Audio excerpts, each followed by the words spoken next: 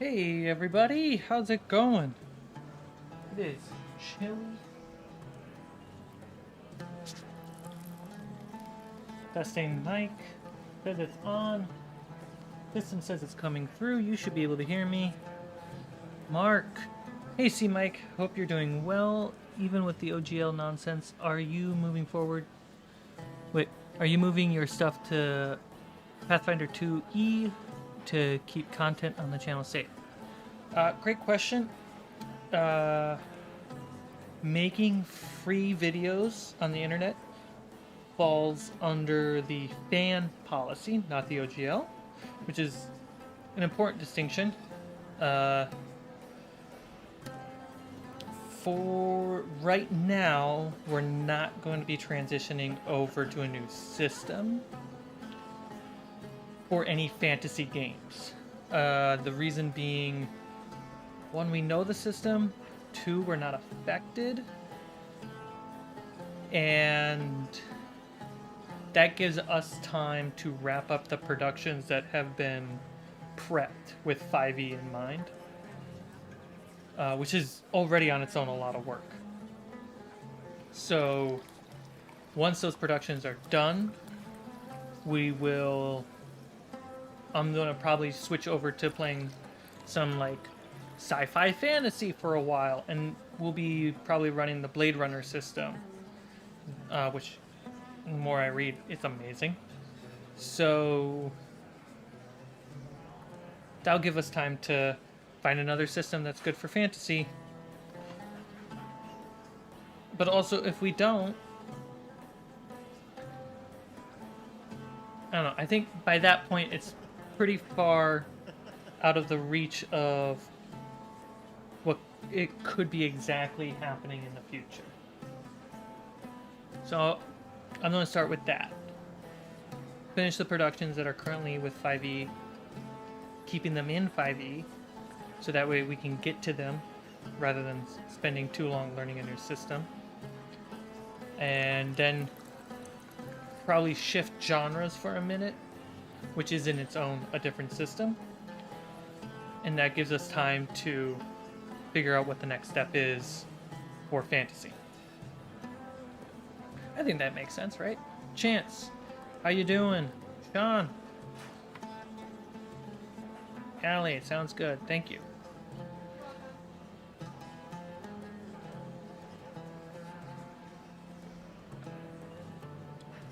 Of course, Mark. It's an important question with a lot of people. When a lot of people online are saying content creators for D&D are going to hurt from this. Content creator is a pretty vague word. So yeah, it's all good for now. My mixed feeling is sticking with 5e is the easiest move. Homebrewing it to really not be 5e and be my own game is not the easiest move, but it's also kind of a cool move. The hardest move, but the most supportive move, is finding another system to play. But then I gotta be careful who I'm supporting on what system I pick. So that's just gonna be, a long, careful choice to make. At the end of the day, as long as it is fun, the rules enable fun, the rules enable character growth, and is fairly flexible for like minor changes, and we're able to tell stories with it, it's going to be a good system. So I'm not worried. But I appreciate your concern and your questions about it. How's it going? Major illusions. Well, I can't see straight anymore. Everything's so confusing. And I really wish the illusionary spells would just drop, really. So that way I could actually see the real world for once. Sneaky. So while editing, I have been painting off camera.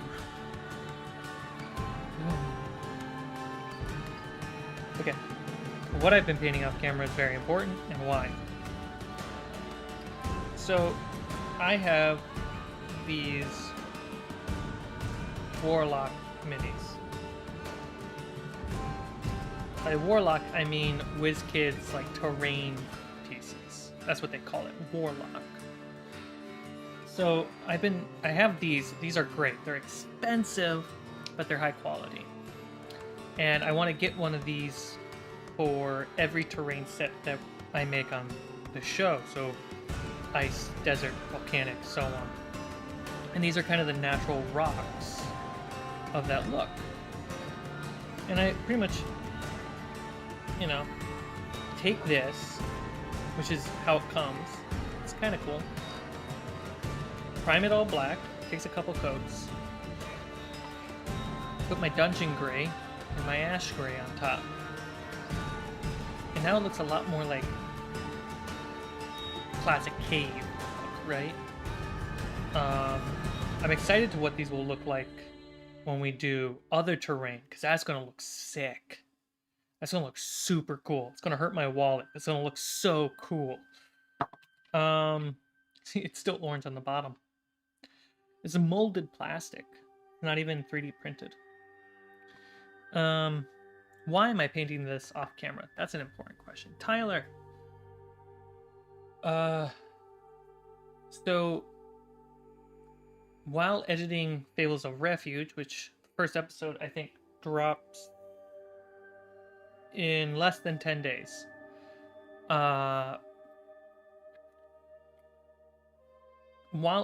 because everyone enjoys the uncut aesthetic of the rest of Fables of Refuge that has been released, even though I want to be editing more of it to be more condensed and more focused, I am, you know, sitting in the back seat as an editor, just letting it play out. And then I just, if ever there's like a mood change, I'll change the music, change the environment sound, or if there's like a hard, unnecessary like derail or distraction that lasts way too long for me as a passive listener to like comprehend what's going on, I'll button that up.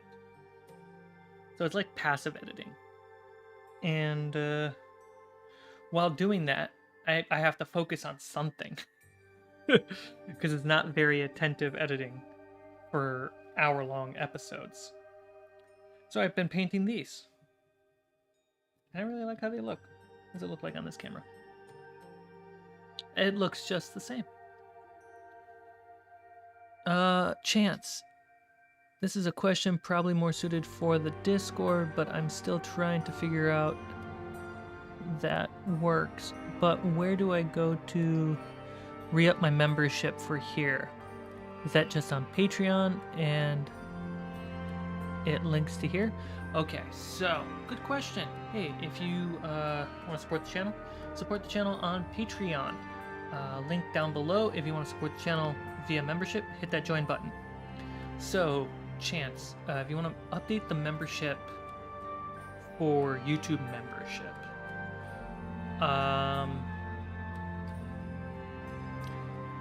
double check your YouTube subscriptions. I think there's a feature that pops out on the window, and that could lead you there. If it's not there, then hit me up on the Discord.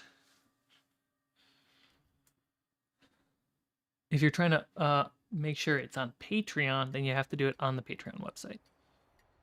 I'm getting so close to getting caught up on Fables of Refuge. I've been binging it hard. Oh, that's awesome.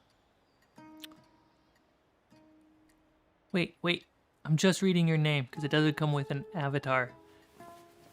Melina? Is that what it is? Melina? Manella? No, that's not right. You've been leaving a lot of comments lately on all the episodes, right?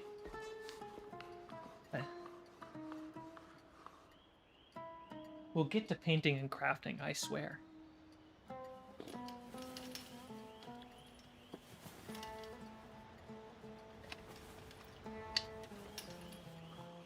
Welcome to the stream, everybody. We're going to be painting and crafting some cool D&D tile stuff. I'm gonna get that set up and going. Go ahead and sit back, relax, enjoy the little ASMR going on in the back of your ears, and enjoy the chat.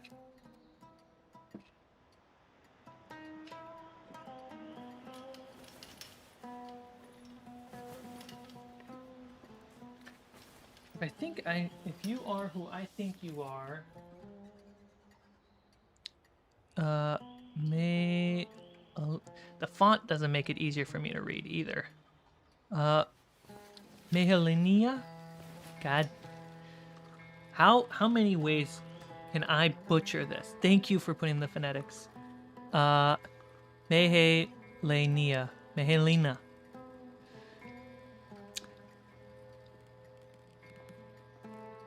Mehelenia? I'll get it right. I promise. I'll get it right.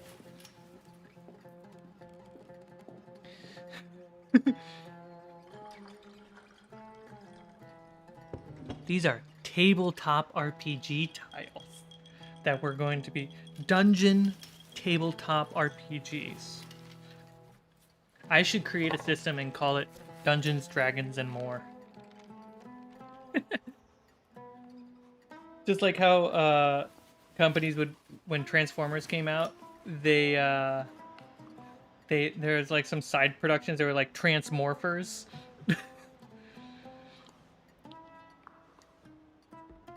Oh, it's okay. It's fine. First D&D name. That's fine. It's really the font for me. My dyslexic brain will just read it poorly. So, Mahale. Mahale? Mahale Nea. Mahale. Mahea. I'm not laughing at you. I'm laughing at the sounds that are coming out of my mouth.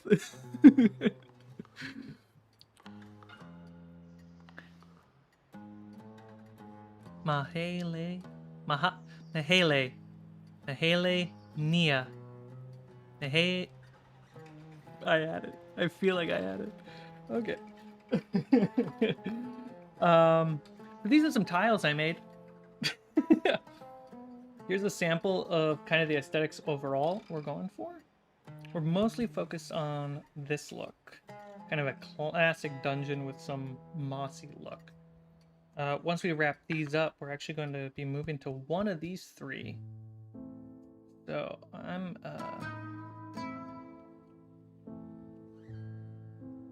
yeah, that's my advertisement. That's my ad. It's my favorite cozy corner of role-playing internet. Yay! Dragons in dungeons. Dragons in dungeons. I should be in a good mood because I see too many other tabletop channels right now just marketing too much negativity for their own good reasons, but still.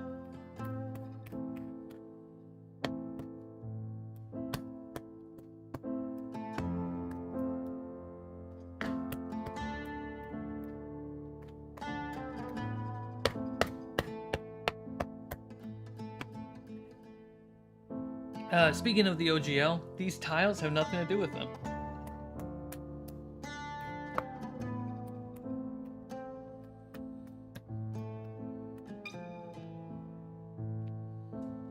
Alright. Well, I'm happy you are enjoying Mahele. I gotta get that. That bridge is messing me up. Mahele.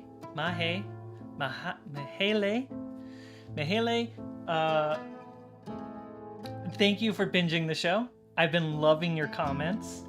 It is a joy to wake up every morning and see how much you have been enjoying the show so much.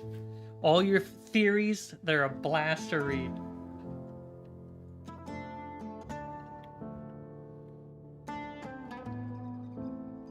Mahile.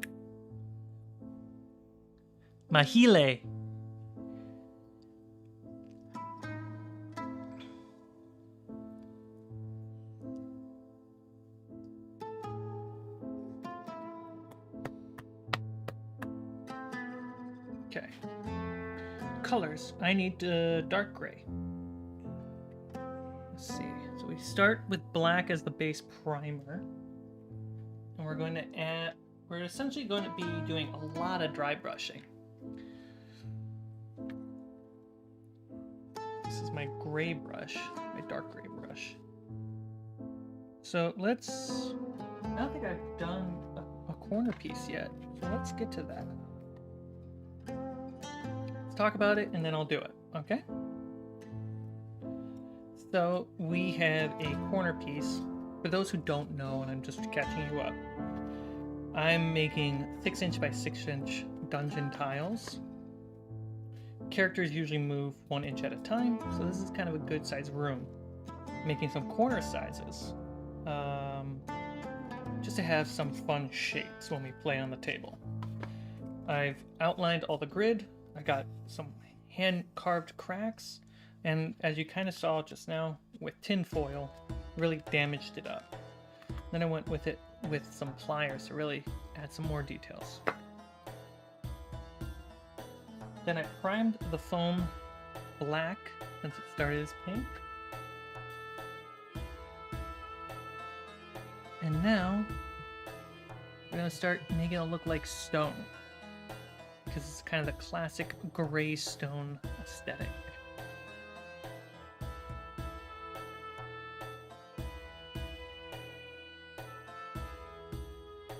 Thank you. Yeah, this is great stuff. Oh, and you saw the fire elemental in the show. Oh man, that fire elemental was a blast to paint. It was... The elementals was my first big challenge, really, because water is dark on the inside, light on the outside. Simple. Earth, same thing. Air and fire? No, they're light on the inside, dark on the outside. Season... Do we have air elementals before season 3? We have to. I think we have. But my newly painted air elementals make an appearance in season 3. Which I'm really excited. They're one of my favorite paint jobs I've done. Alright, so this is dark dungeon gray.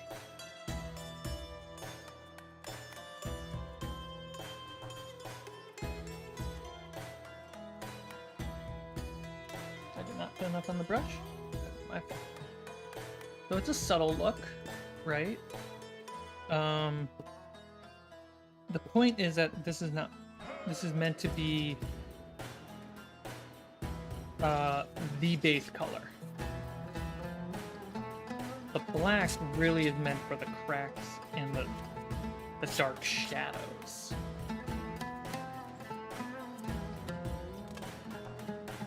I'm in a little bit of a tutorial mood today.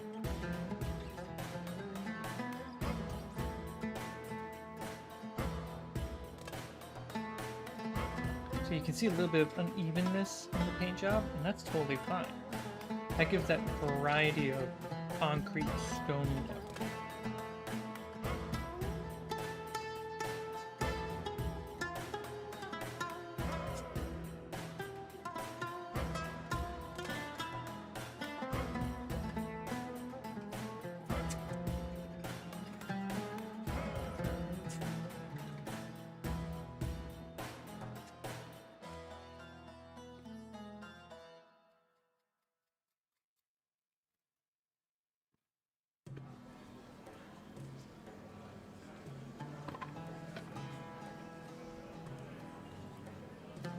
And I'll just kind of just randomly go at it, really trying to hit all the edges, because I'm going to do a pass with a lighter gray, and we got to make sure this dark gray still survives. It's the same thing with the black underneath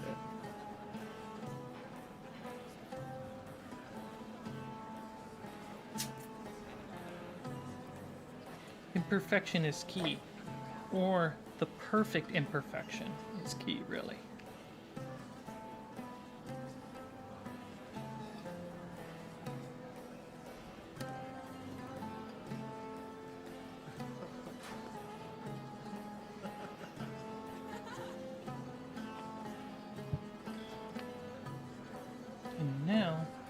this brush, ooh, it's a little stiff. That's okay. This brush is just like a elf makeup brush, meant for blush and stuff. Perfect for the topper of top dry brushing.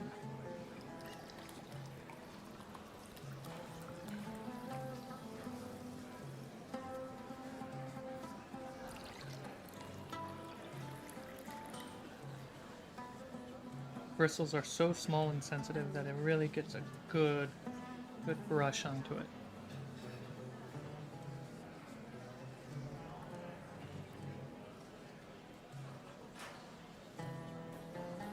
Thank you everyone who's liked the stream so far.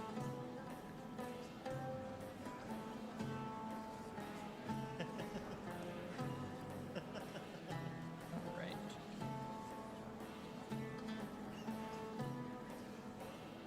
You can really get a sense of this coming to it. Really a good strong before and after now from here.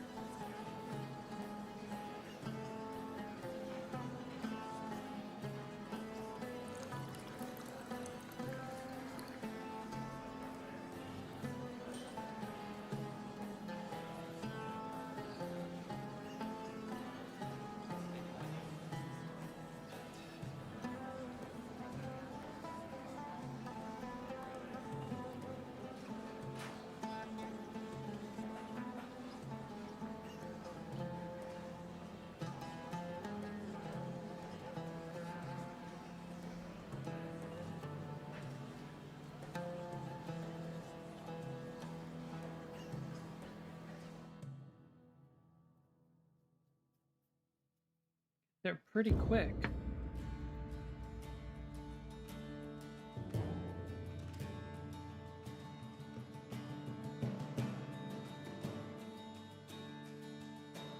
Yeah, there's a couple tracks in here that are a little new. Good listening out for that, Sneaky.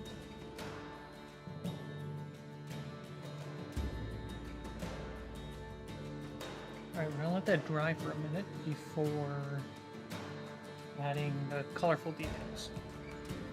So we're going to just do and get these all grayed up as well. Same process. And sit back. Do what you need to do.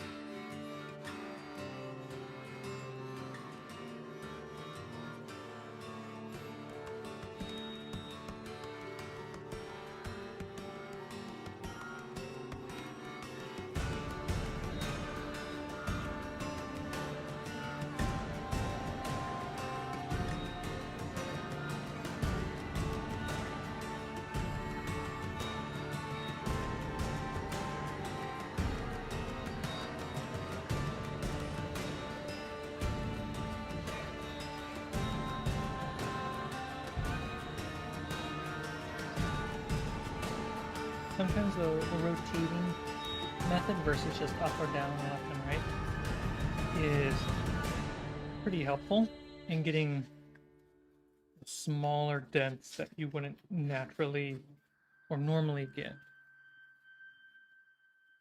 This is pretty good.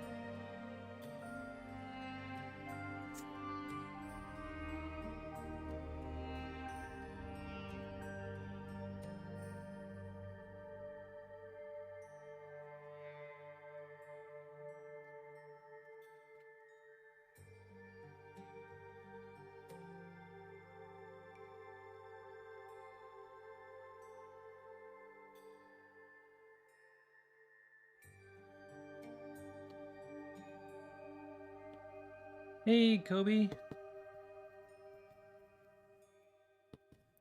Speaking of the photo scans, Chance, I did a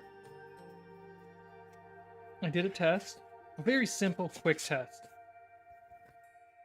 I didn't use a big camera or anything. I just grabbed my phone and just started taking some photos to kind of see what the results were. They're okay. I'm gonna take photos with my camera next because I'm trying to weigh out the pros and the cons of the photo scans. Hey, Brickmaster, with using my phone, which would automate a lot of settings, and just by the nature of how it's programmed, it will try to get the best photo possible. Or I can use a completely manual camera and fine-tune it to my heart's desire, and I'll get a higher resolution as long as I don't mess it up. So that's kind of where my testing is right now.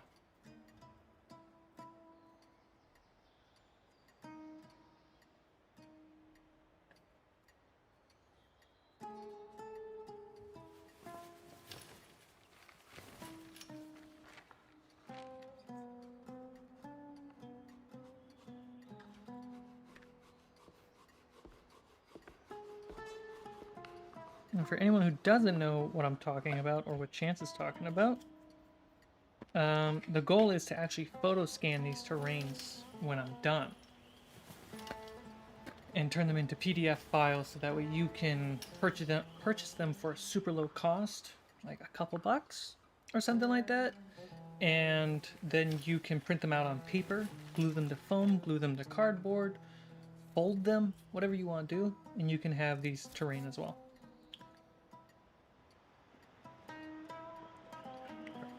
This guy's fairly dry now.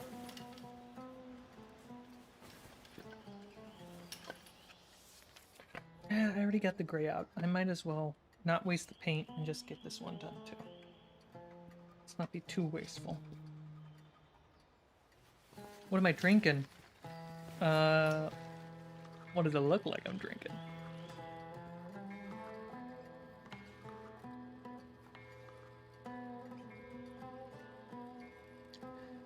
Lots of green dice.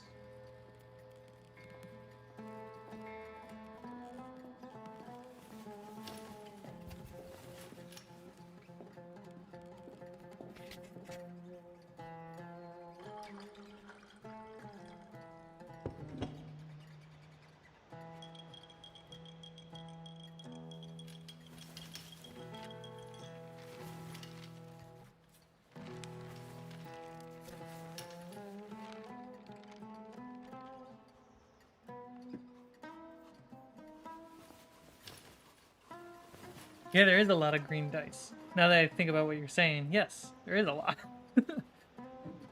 How many tiles have you made? Finished? I think I have 7 6x6s, 4 2x6 hallways, and 3 2x3 hallways. But because one 6x6 got messed up, this is kind of a redo.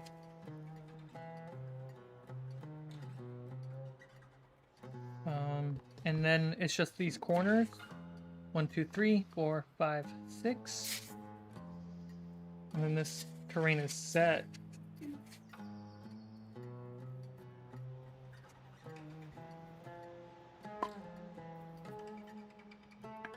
And I can't make an Etsy page until I have a product to sell, because good on them for not allowing empty stores on their platform.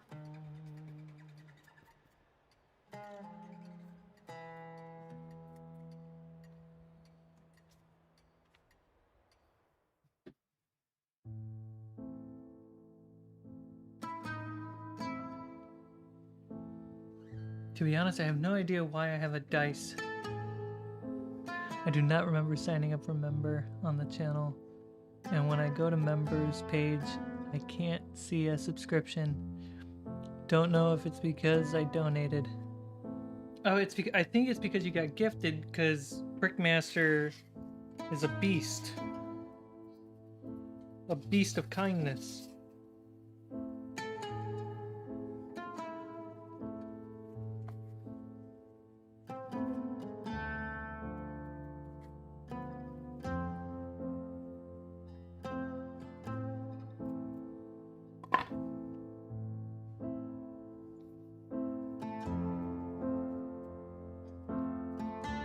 That's a little much.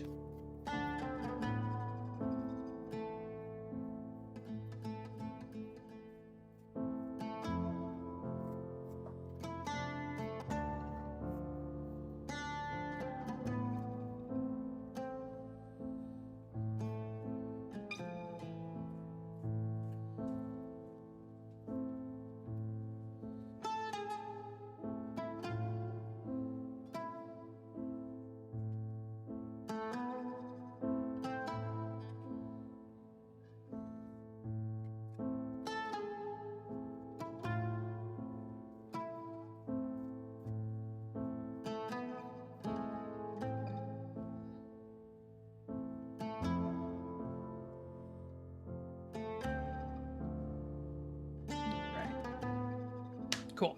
So that's just ready to go. Let's take the corners. Settle down. Okay. Just brush.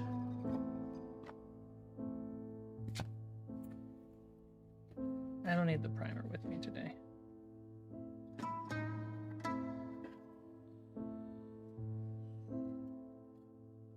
There we go. This is the black brush. Yes, it is. Alright, so we're going to use some Wizard Orb Turquoise.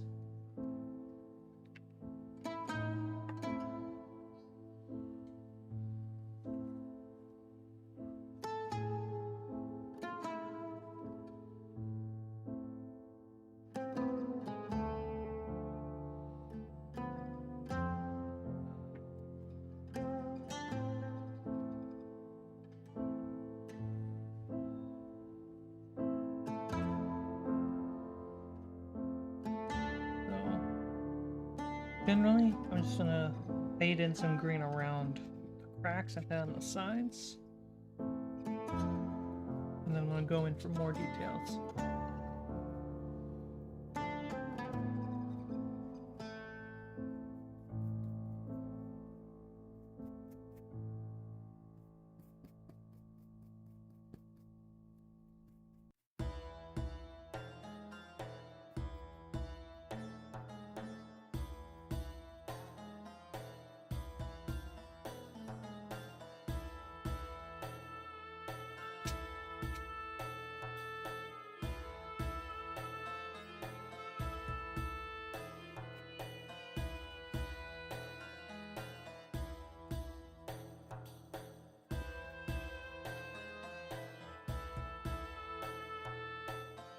Not on the bottom, but on the top of it.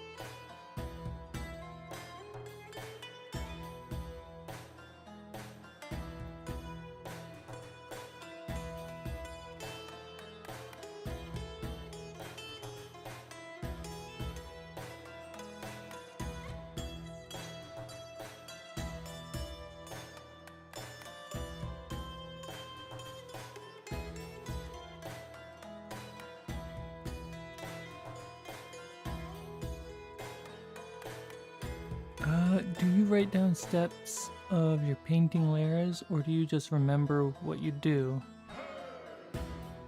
I have a memory of a goldfish. Oh, I'm sorry. Head injury. Yeah, so I kind of just memorize it. I run on RAM 24/7 a day. I have no hard drive.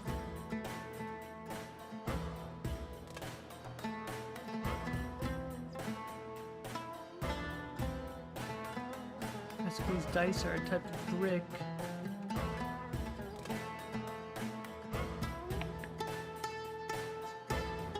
Let's grab one of my crappy brushes. There's a pretty good crappy brush right here. Now, we're going to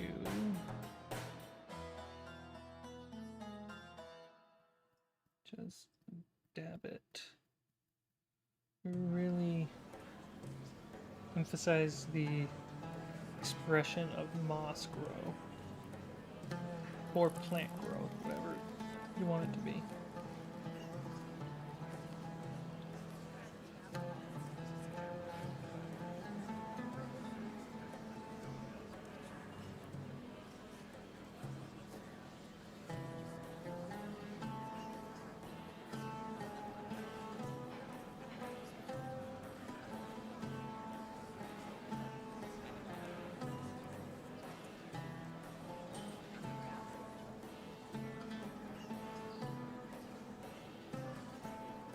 Occasionally it just spreads.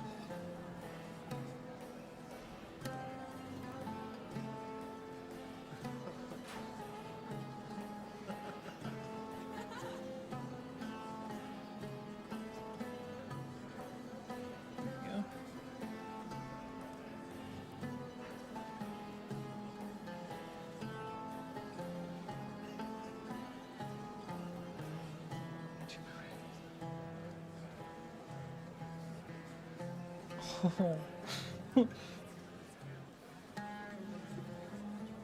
I know someone that sometimes it can feel like that.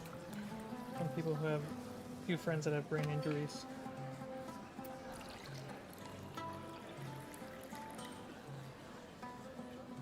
Yee. There we go. Alright, we'll get some of that rust on there.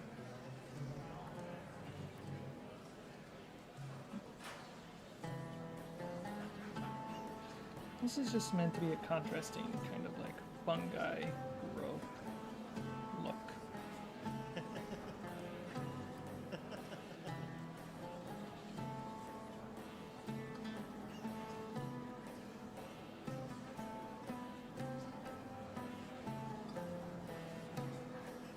Speaking of fungi growth, I gotta sit down and watch Last of Us. It just dropped.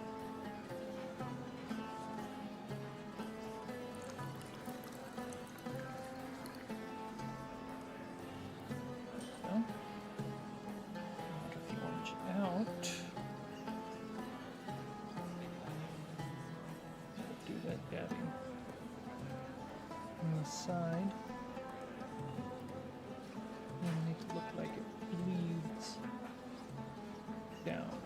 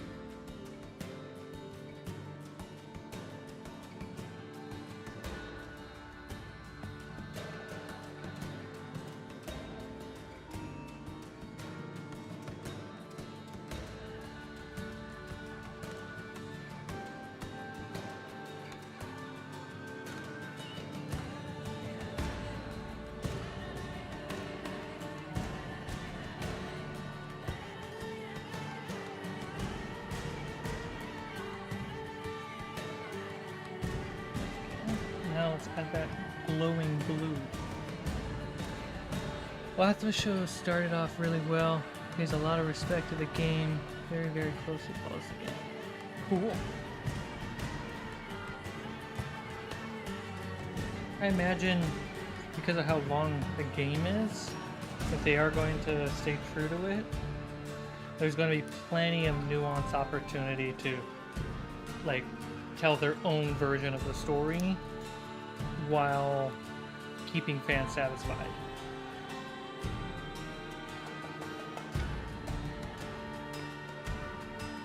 But I also feel like that's doable on any IP. It just requires the work.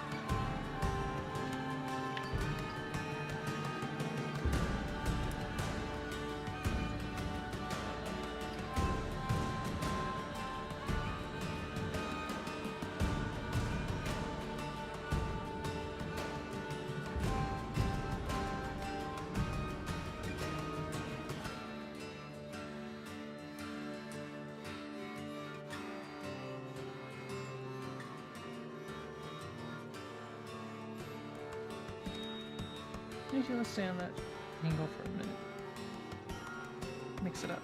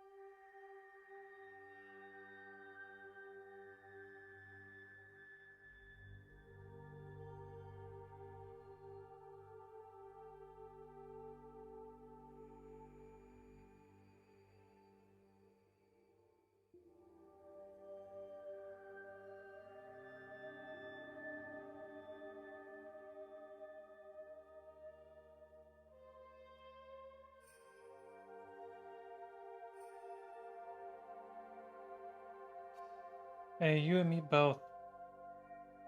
We both have insane ADHD.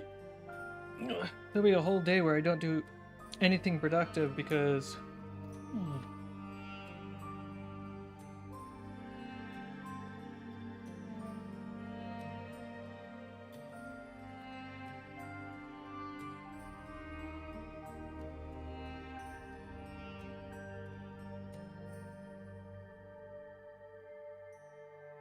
I'm just putting a little bit of more green back on kind of turn that blue into teal.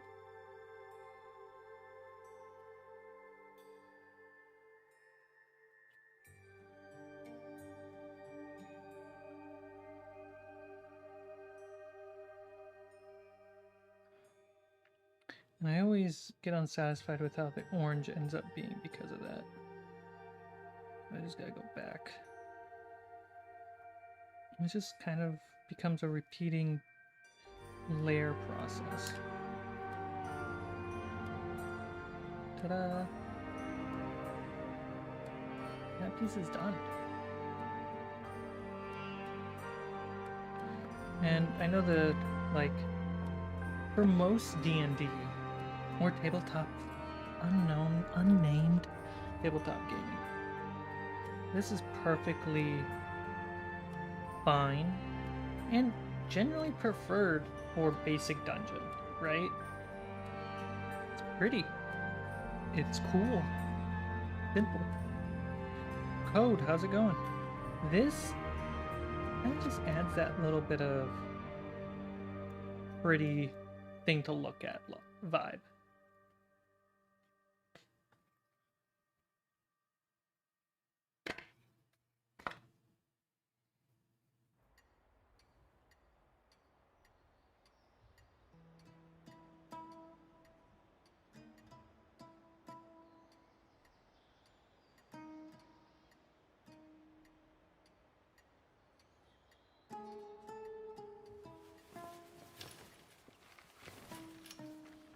Great example. I was editing I was editing Fables of Refuge, and I was painting those Warlock cave tiles.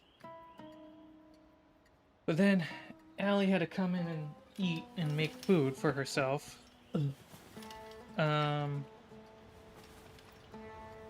then I got distracted and I spent the entire day binge watching an entire channel about a guy named Martin living in the Alps.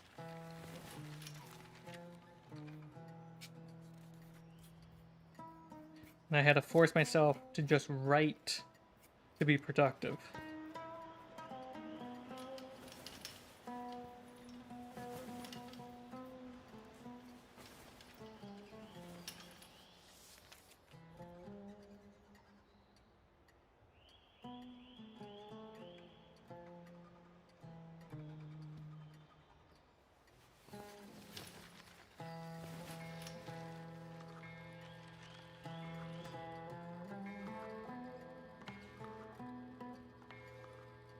Scott, you fallen in the Martin trap? I watched his 1 year, 3-hour-long video. And then I was like, well, I can't stop here. It's not finished.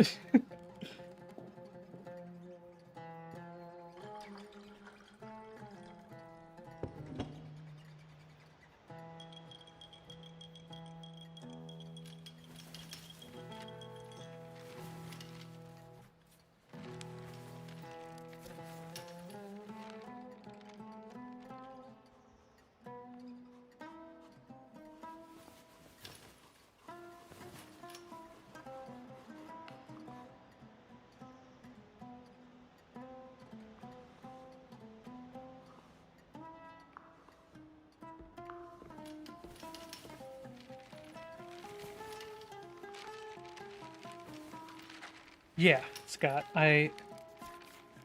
I was like, dude, you gotta, like, I get that getting materials up there is a struggle, but you should have had some walls, like, figured out.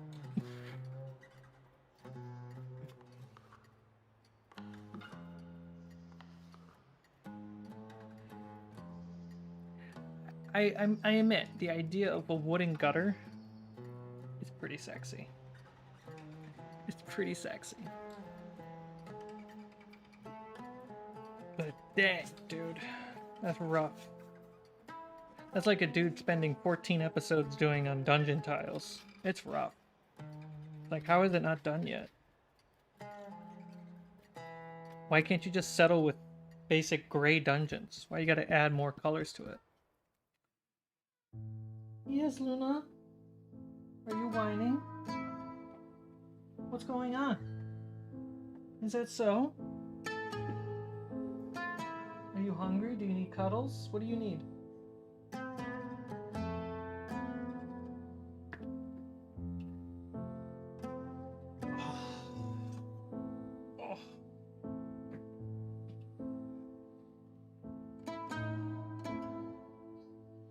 Chance, it was nice to hang out. Yeah, Muffin. What is it? Is that a camera? What's going on? Yeah.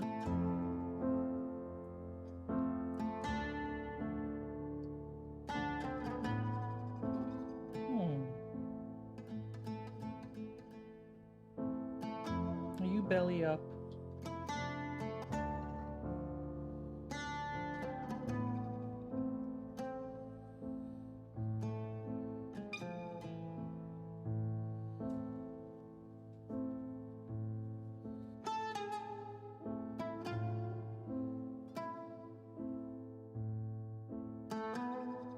Scott, I am glad that just to unload the gutters.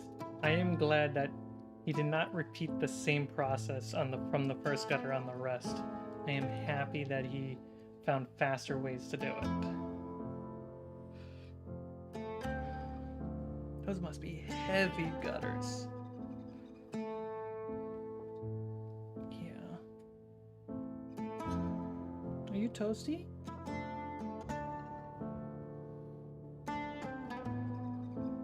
What are you thinking?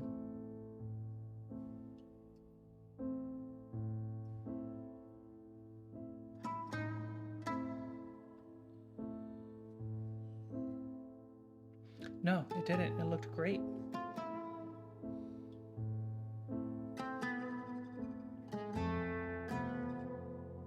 He could have taken two 2x4s, 45-degree cut on one side of the lip, and then stitch them together to make a V wooden gutter too.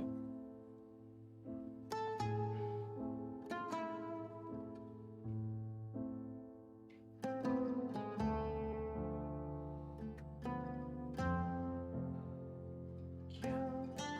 I gotta keep streaming. Are you just falling apart like a little pudding? Okay, I'll try.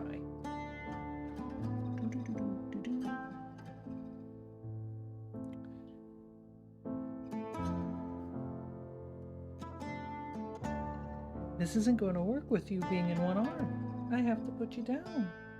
Not like that. I have to put you down on the ground. Come on.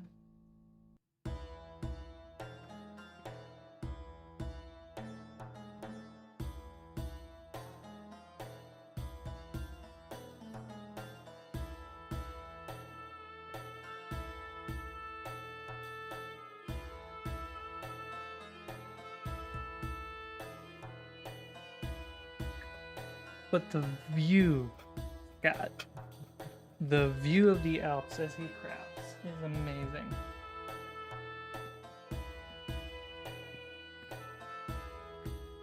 I love that. What is it like?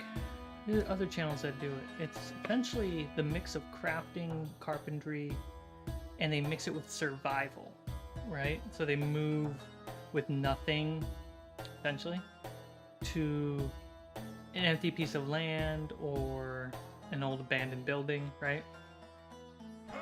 And they just essentially make survival crafting vlogs. And because they're in the wild, in usually beautiful scenery, they have the excuse in just shooting and editing super cinematically. And I was like, oh, so this is where cinema moved to.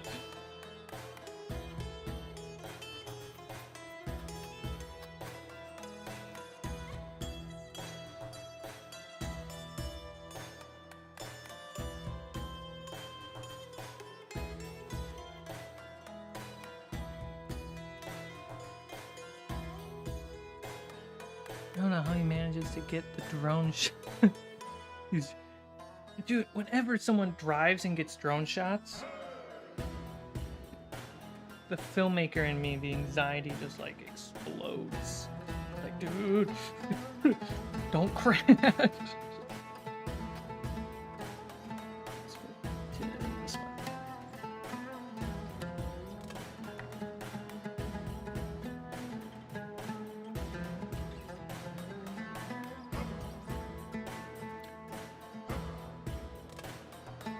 Yeah. Also, a weird. Scott and I are kind of gushing over a YouTuber. How do you spell his channel? Go ahead and link his channel since we're just like chatting about it, so other people can have context or like also fall into the trap.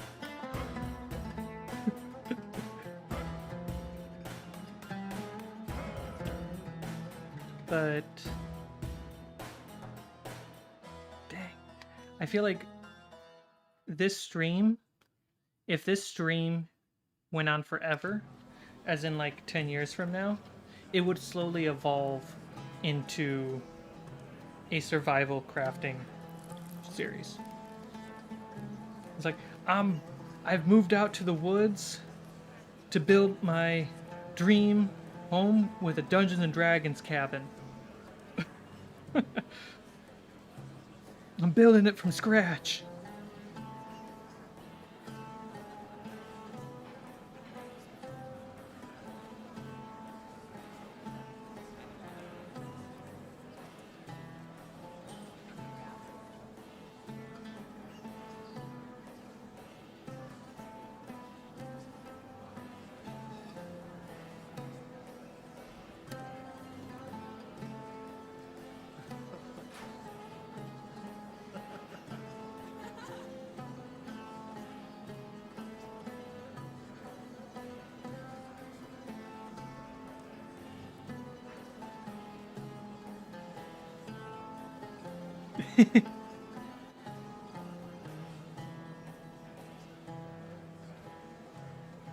Yeah, I haven't watched any of his videos before the 1 year video, because it's just a 3-hour compilation,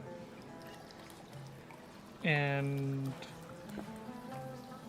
I probably have to go back to see his first autumn in the mountains, because the 2 shots that he showed of the trees in autumn in the Alps, he describes it perfectly. It's a fairy tale. Freaking everything is just red and yellow, and it's so vibrant and beautiful. And then the fact that just overnight one big gust of wind hit the mountains and all the leaves are gone. That sounds like a D&D description.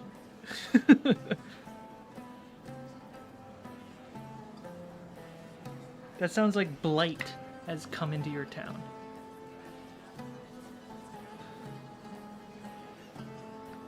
The Google overlords have blessed me with a free highlighted message, and so I shall take full advantage of all 150 characters to say hello.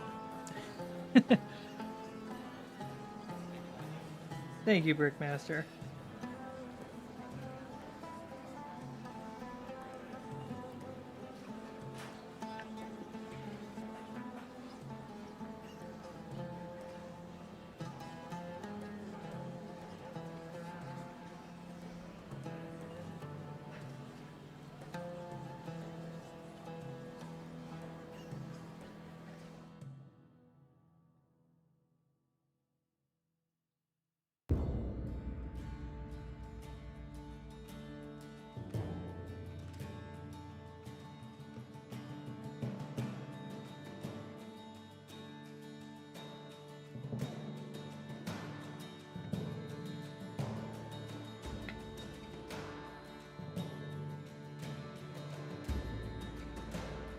Watching Martin's mountain vlogs, I'm gonna call them survival vlogs.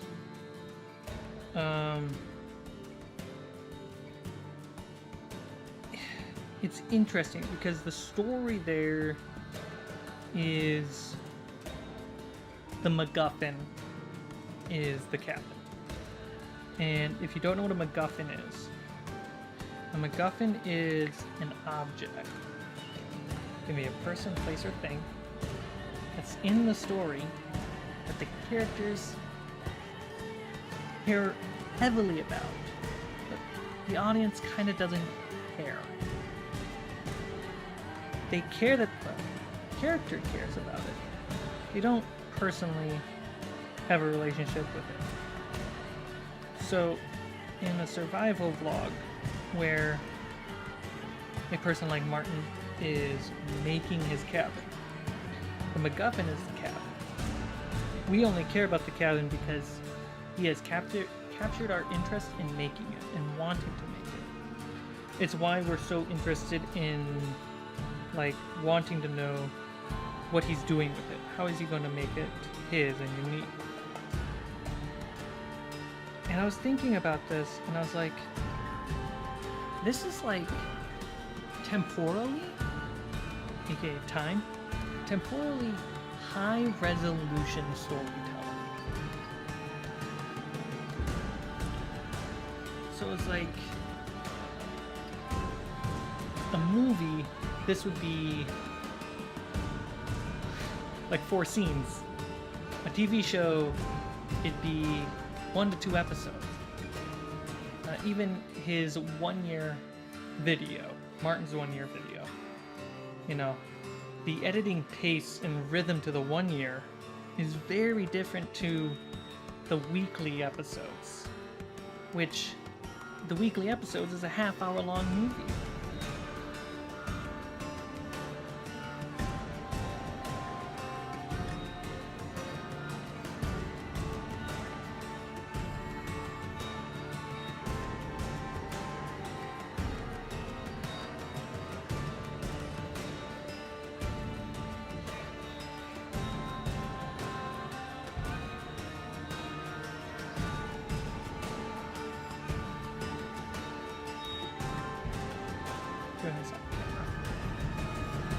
Bonjour, Alex.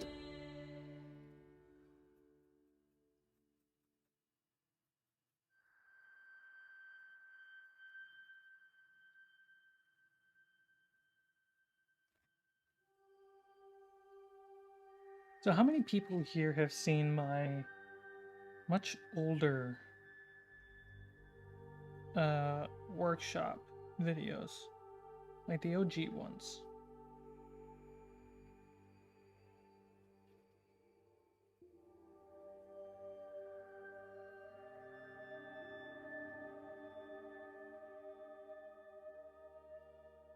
Oh.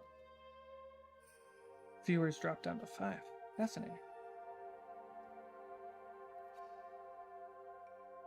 Too much Martin.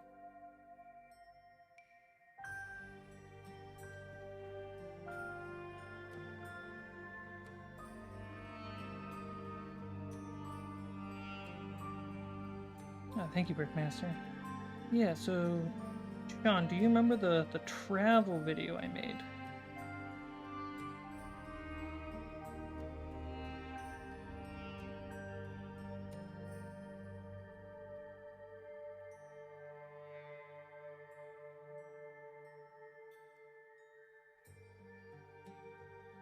I only watch these live.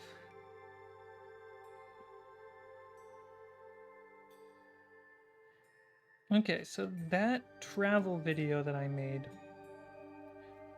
the system on how to travel.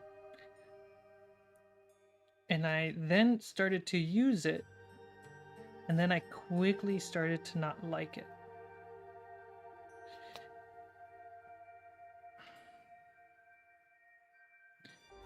And I realized, 1, I need to make a new travel video, which I'm pretty much ready to do. But the thing that I learned from that video was to not just shoot out random ideas. Say it ain't so. Yeah.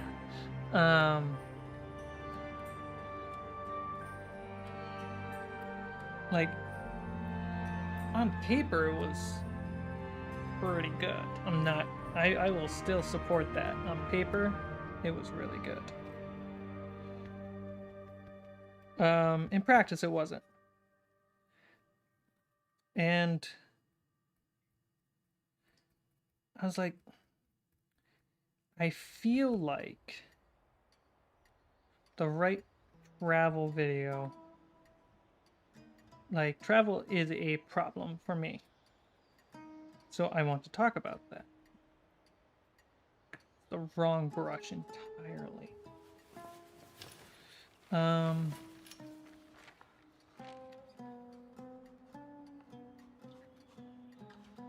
But I think what the travel video is going to be based off some like other videos I shot, like ways to speed up your combat.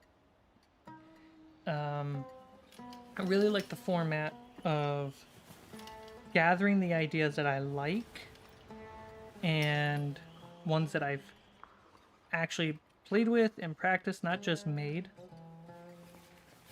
and then spend the time to digest that and how that feels to make and then share that, which is supposed to be the idea. The problem being then you're releasing less content. And then every time you open up the app, YouTube's there reminding you that you have less value. And it's like, go away.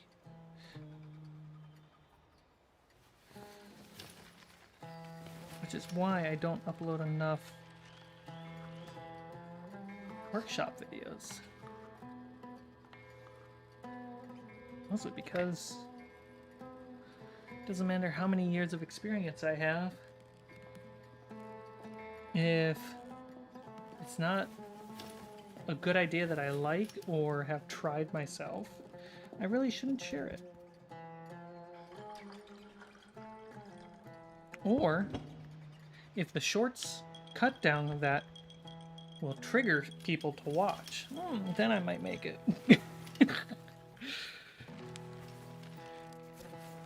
People on shorts, it's pretty easy to trigger them. And I get a little bit of joy from that.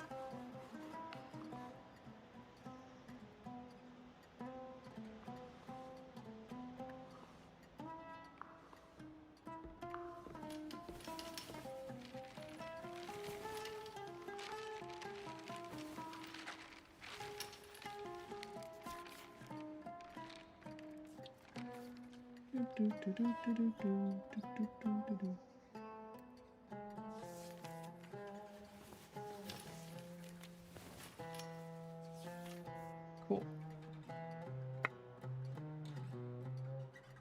It's getting warm in here.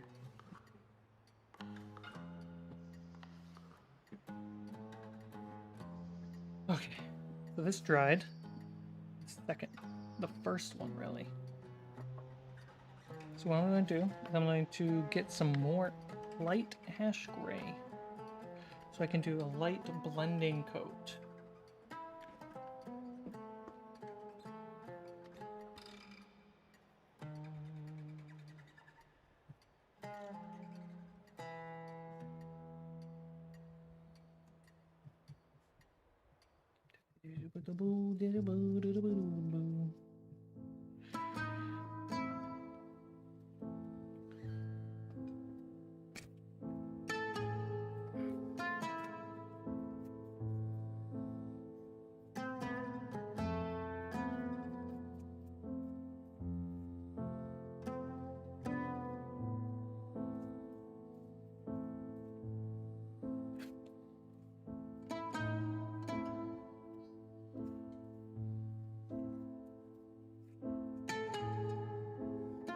Oh, thank you, Alex. That's super kind of you.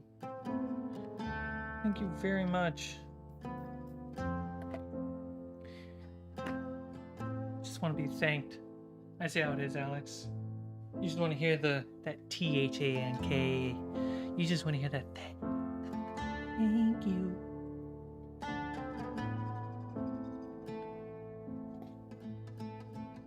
No, seriously, thank you very much.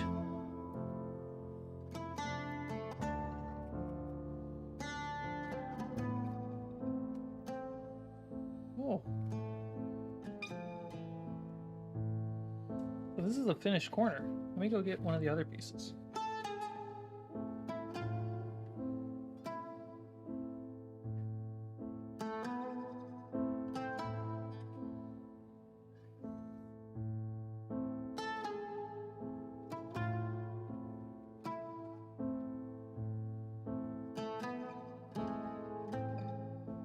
Ooh, it is darker. I'm gonna have to add some more gray on top.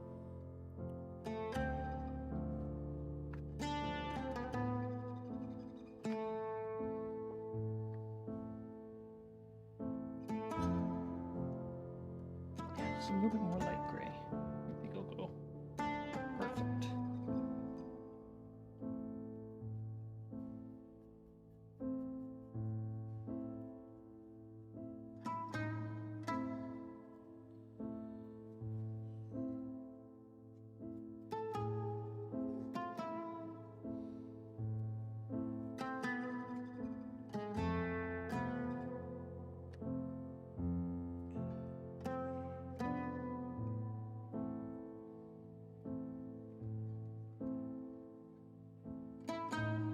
I like that. I really do.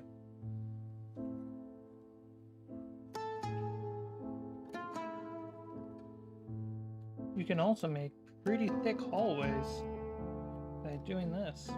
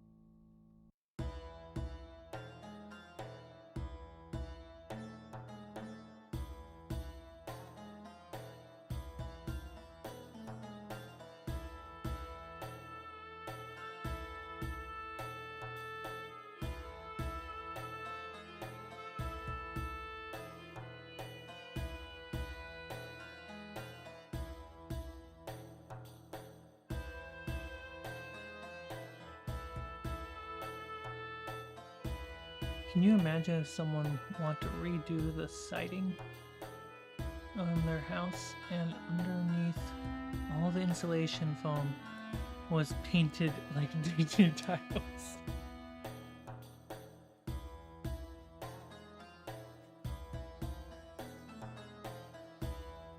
I think that's worth uploading. Both doing it and whoever discovers it.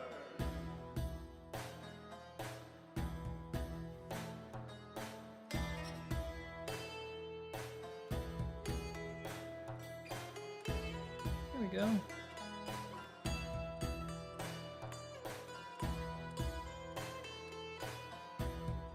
It's a nice little wonky shaped room right there too. You got a little corner, you got this weird step. It's just missing a pillar.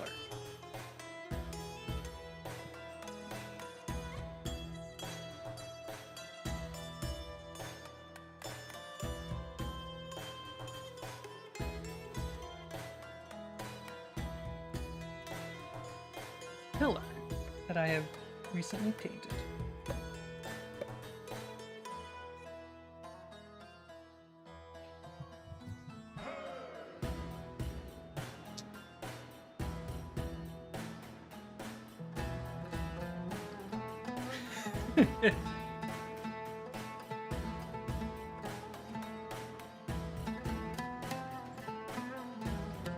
Got this little guy.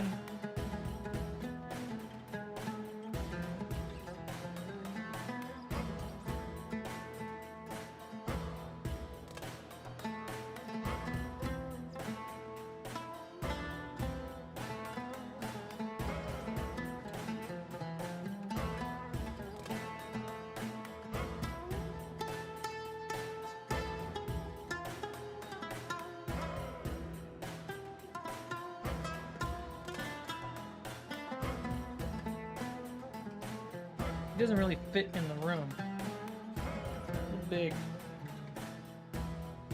Alright. But I can put this guy.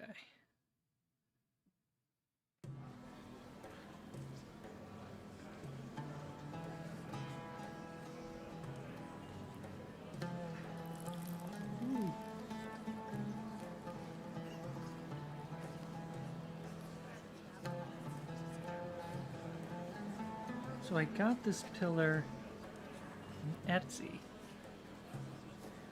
It is... how tall is this?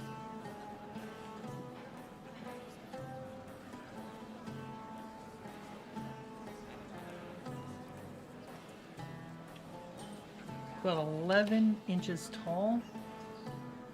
For everyone else out there, I don't have centimeters. 11 inches in centimeters. About 27 centimeters. And you can get them at varying sizes, like short, perfect top. I like this room top. But if the pillar is also too big, which, by the way, once you put the monster in, this pillar is amazing. But if the pillar is too big, you can have more just smaller pillars.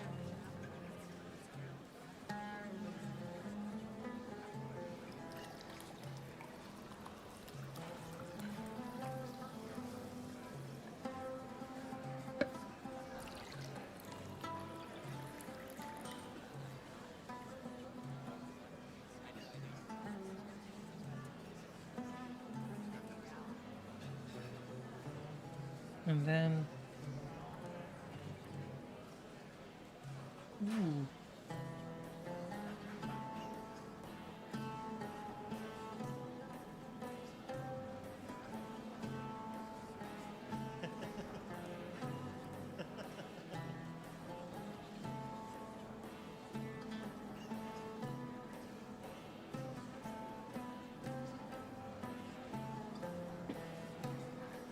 Well, what a thing to come back to. Thank you, Al. I could put some rubble right here. Some skeletons. And a pile of treasure.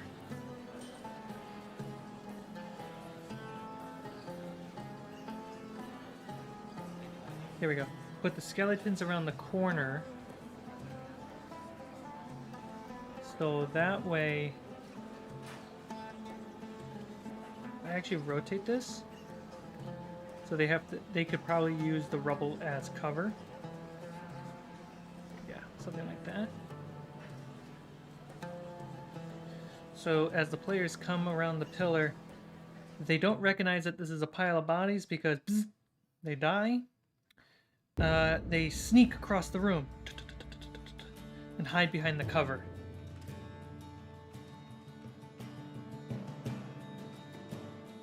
And they see the gold and they see the beholder. And they try to sneak around the cover over here. They check the gold while the beholder is distracted by another player who is still behind the cover. In the gold, they find the little item that they need. And how are they going to do this? He grabs the beholder's attention. Beholder moves over here.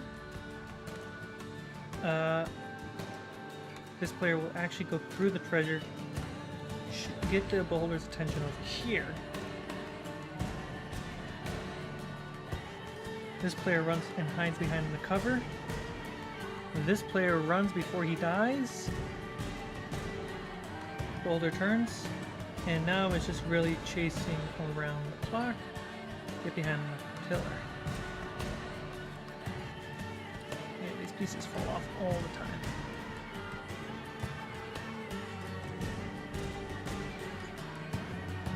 Pretty cool.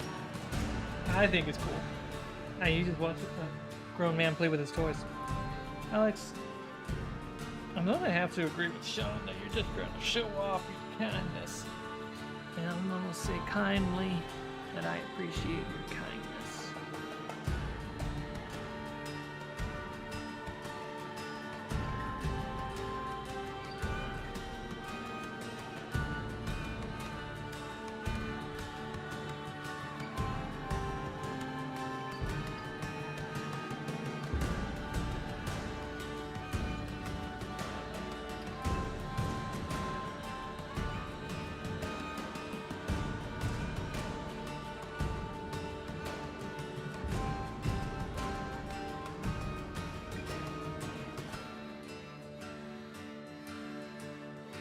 This guy back.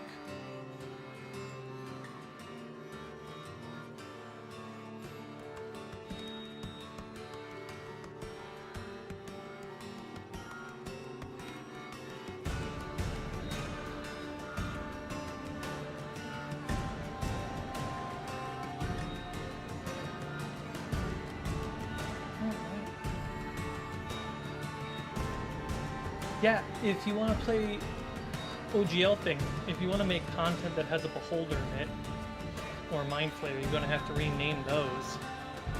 Name the beholders All Seers, or something.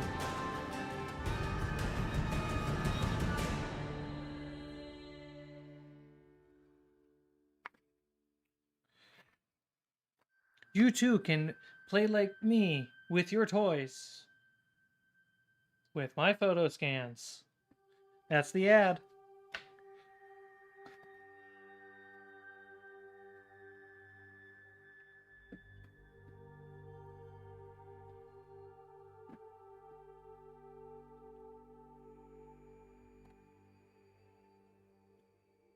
I think the second terrain I make is going to have to be Volcano. Like, it just stands out way too much to, like, not do. It's either that or Desert.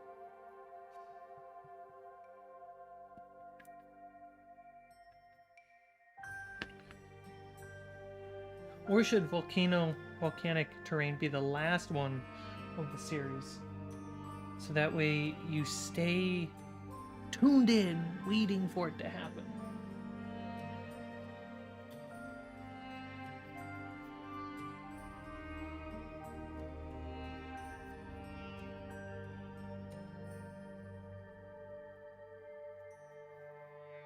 Boo, suspense.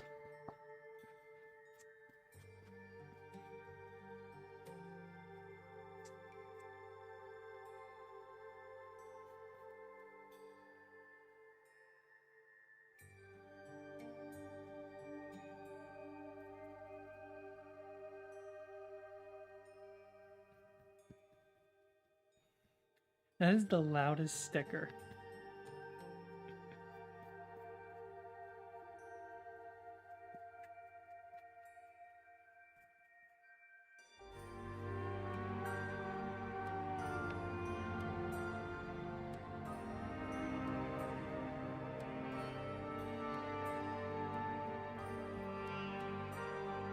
I should say what I do know is that patrons specifically will get a discount on the photo scans.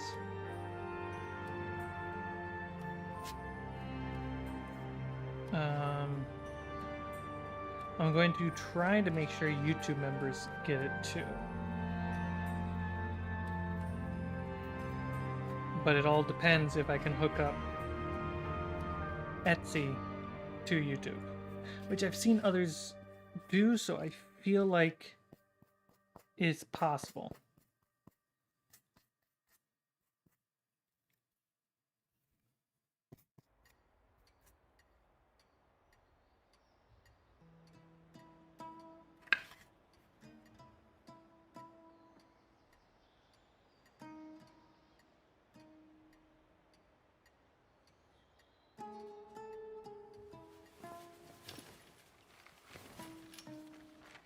Rain Peeler. Brain lovers, as in Lovecraft. Desert looks easiest in least work. That was a weird flash. Desert and ice will take the same amount of effort and time. Surprisingly. Based off doing the tests. But I also feel like more people, why I'm starting with Classic Gray, I feel like more people are playing Classic Gray Dungeons, and then the next tier is either Frozen or Desert games. Very few play that show on the internet volcanic games.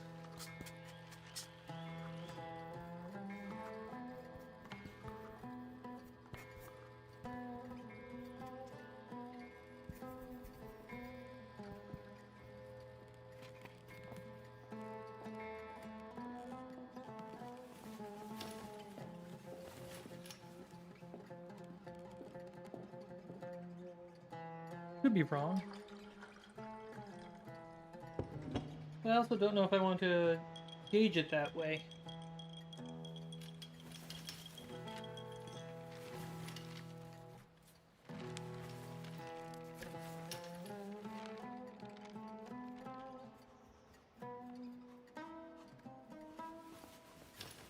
Or should the next terrain, rather than be ice, desert, or volcanic, it should be entirely popsicle wood. An entire set. Destined to be photo scanned. Wood terrain. Made out of popsicle sticks.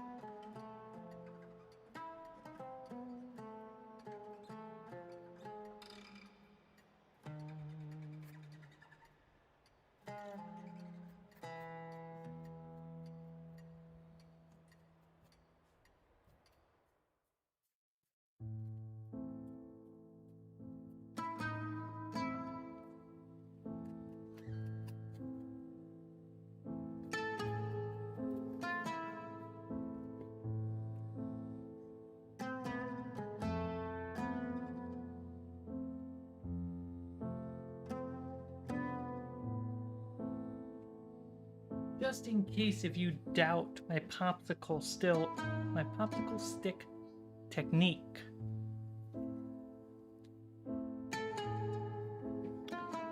Fully popsicle.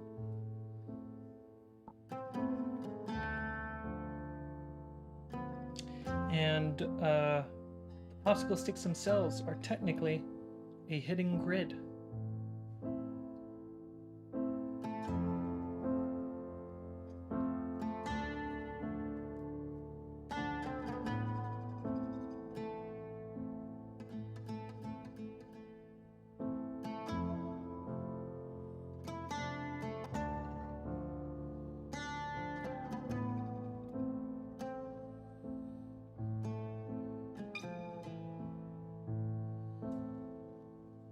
I'd rather have hot. Okay,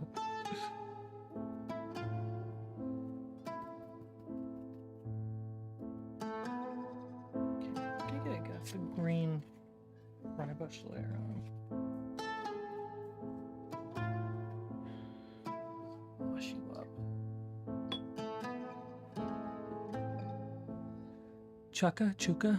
Chaka chuka. I'm looking for advice on how to DM my own games at the moment, as I'm currently planning to DM a game around June. That's a lot of time to prep. I wanted to ask, do you have any tips for organizing information in your games? Sure.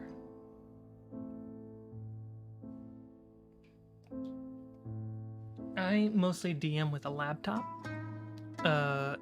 in my DM screen. On my DM screen, I do have all the conditions, types of magic, and ability scores, all kind of on my left. On my right, I have monster types.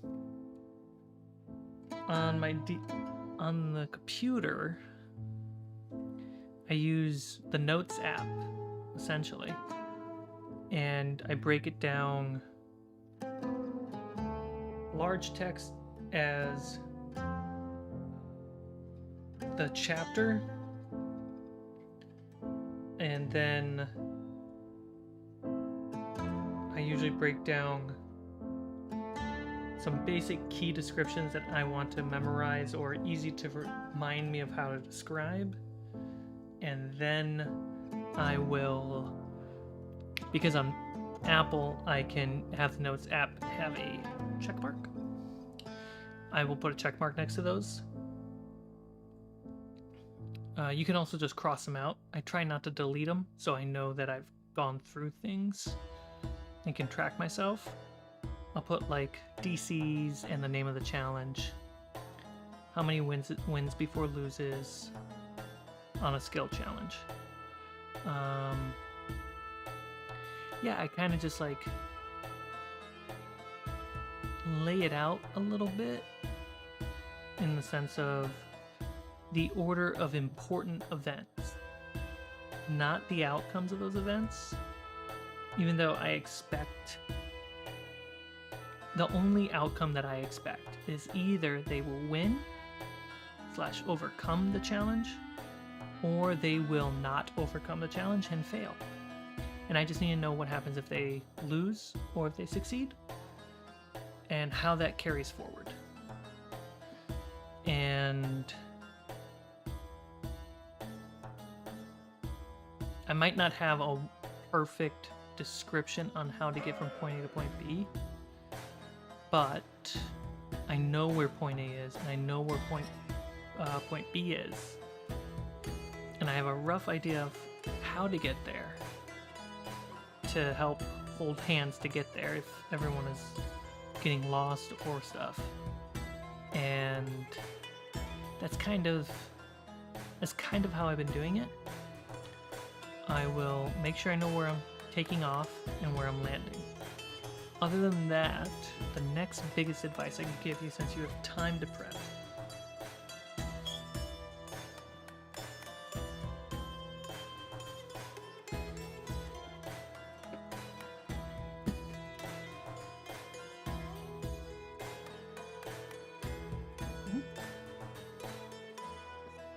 next important thing I would say, Lazy DM's workbook. With the whole OGL thing, this is probably going to be a piece of the past. Here we go. Most important checklist I've ever found as a DM. Review the characters. Create a strong start. Once you're done narrating that you're in, get them to roll dice. Skill challenge, look for something, start a fight. Outline your potential scenes. So like I was saying, I kind of have a general name for a scene, and then bullet points, kind of like general beats or key important things, how the scene runs. Define secrets and clues. So basically make a list of 10 secrets or clues that players can learn to help them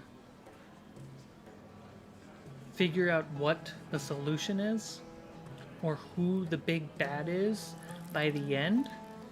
The sooner they get it, it's not a bad thing. It just means they're going to be more likely to prepare for that event. And you can sneak in some world building in there too. Try to make sure a clue is not just world building, that a clue or secret always can help, whether it's a clue on how to defeat a monster, where to be at the right time, something like that. A weakness. Develop fantastic locations. Name your locations. Like if it's a castle, okay, name the castle something interesting. The Castle of Doom. Ooh. Inside the Castle of Doom, there is the Great Hall of Antlers. There are antlers mounted everywhere, and that's what we're calling it. And that naming helps paint a picture in your player's mind. And you can worry about the details of the room in the moment a little bit more. Outline important NPCs. Makes sense, right? Try not to have more than 3 NPCs if you don't, at a time, if you don't need them, especially if it's your first time DMing. Choose relevant monsters. When we're in battle on my notes app, I will make a few some space lines, name the monster, and then put its max health / the number of damage it has taken. And once that damage passes the HP, I let the players describe how they killed it. Select magical items as rewards. A simple magical item reward is, if you're at the carnival or the circus, you gotta get tickets. Those tickets are magical because they let you win prizes that are even more magical, or they let you get through the exit alive.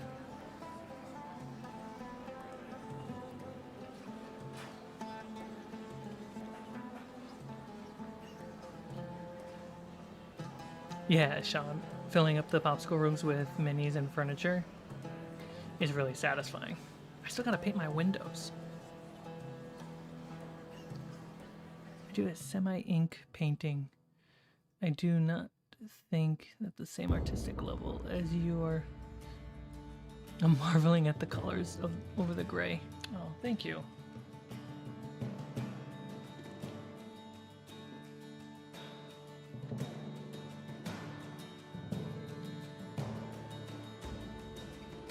The music does help relax. When I start playing some more sci-fi games, I'll put the background music on these streams to be more cyberpunk relaxing. Then we're really going to be in it.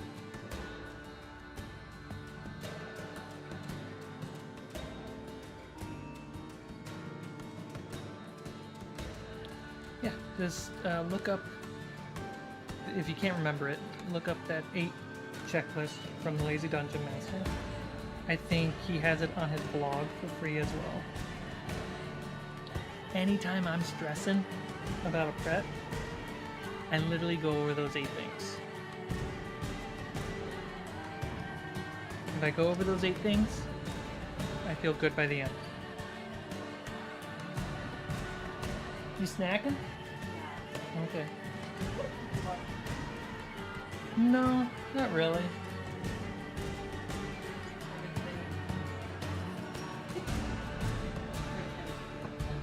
Yeah, I know the feeling. Thank you. Yep. I've never seen that in coffee. Mmm.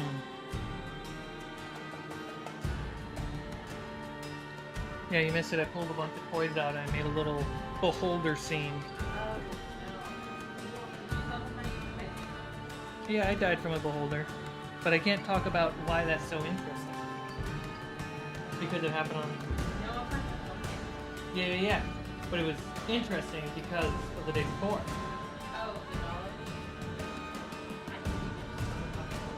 I could do that too.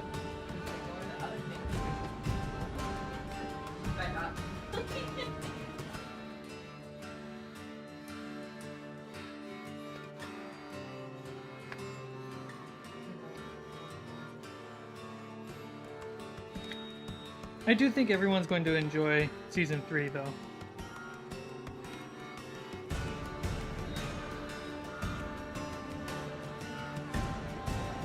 I think season 3 is a good season.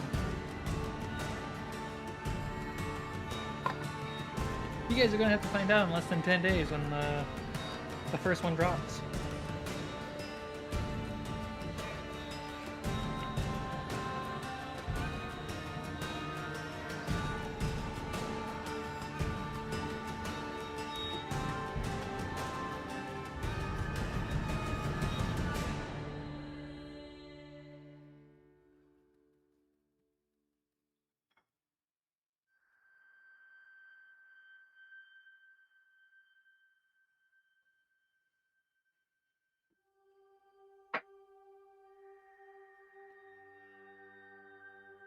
Can you tell everyone thank you for being cool about you streaming an hour later? Because us both being fed makes the day someday. Oh yeah, because the last few streams I've been starting the stream an hour later, but no one seems to mind too much, and that helps us eat our lunch and our food before the stream starts versus starving until after the stream.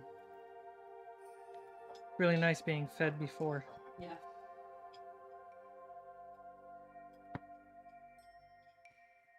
No one likes a hungry person. No, I don't.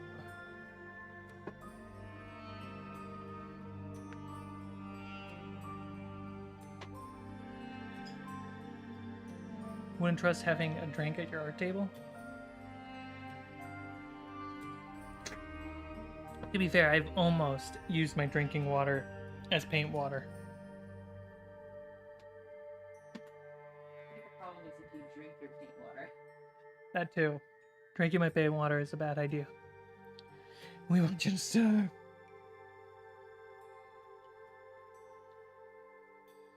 I'm just thinking of the meme of the pianist where he has his hands up and the Nazis are showing up. And it's like, all I want to do is eat. No, you keep streaming.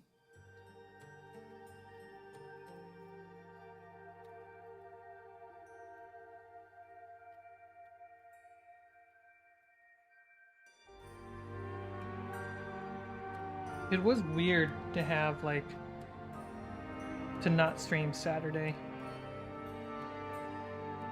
Since the weekend was a really long weekend for me. I was like, how many days has it been?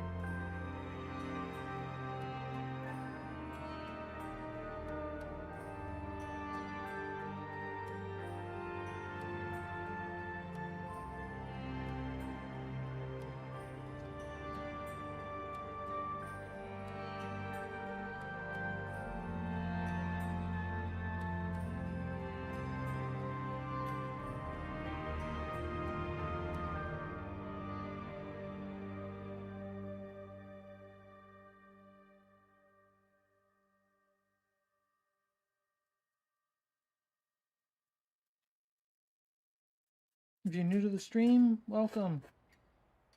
Kind of just a relaxing crafting stream. The occasional chat.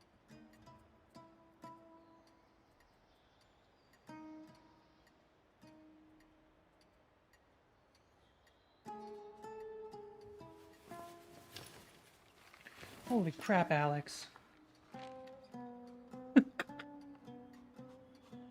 I look away for 1 minute, man. You do realize a recession is coming, right?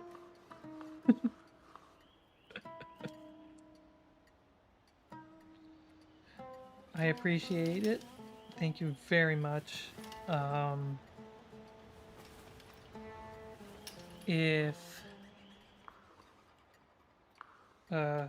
to make sure if you're gonna support me and help me, that you're not hurting yourself in the process. I greatly appreciate your support and help. Are you going for some sort of rust look? Yeah, it's kind of obscure. It's meant to be kind of like rust or a mix of mold. Like, it's just meant to be the elements got to the rock. And it can kind of be whatever you want. On the sides, it really comes off as kind of like rust, right? almost like patine. Like the minerals have aged so much and it's gotten oxidized and it's just gone real bad.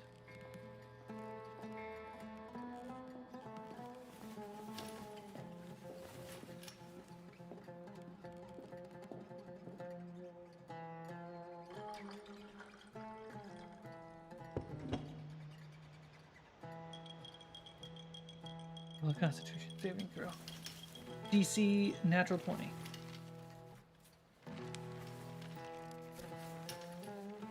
I don't have a D20 dice in front of me.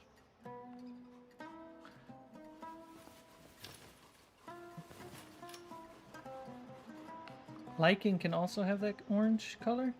It can also be lichen. So it can also be organic in a non-mineral sense.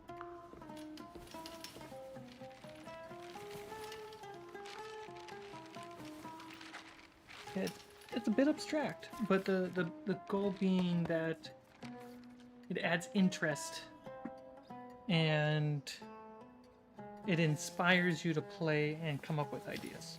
Because I like the idea, that's why I like the toys in the miniatures so much, is the miniatures really inspire ideas for D&D or any game I'm playing.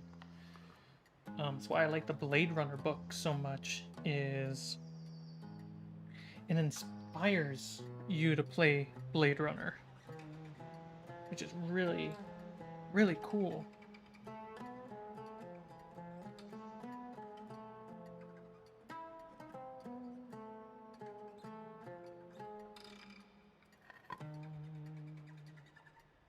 So when you guys get the photo scans of these minis or these terrains,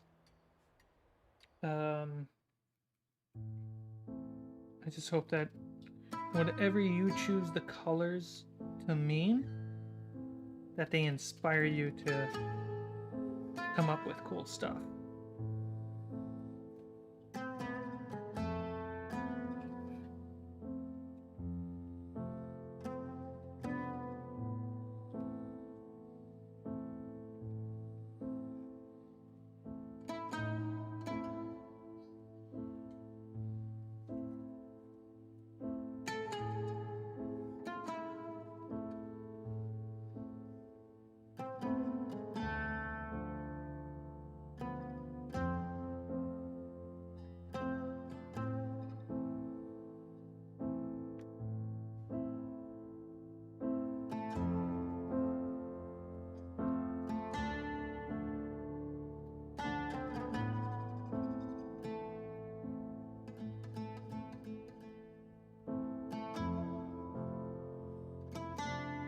That's pretty good.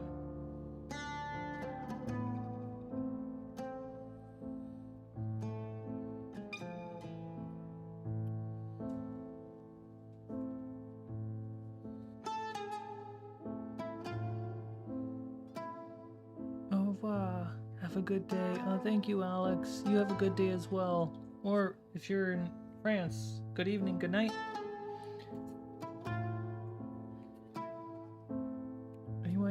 Any reason why you're using inch thick opposed to smaller? I thought about using the smaller one. I like the look of 1 inch thick piece of slab right there on the table, kind of separating it from the surface to the tile. Organic funk.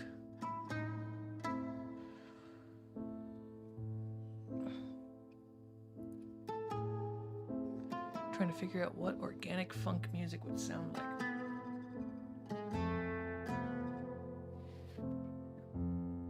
Cool. That's set.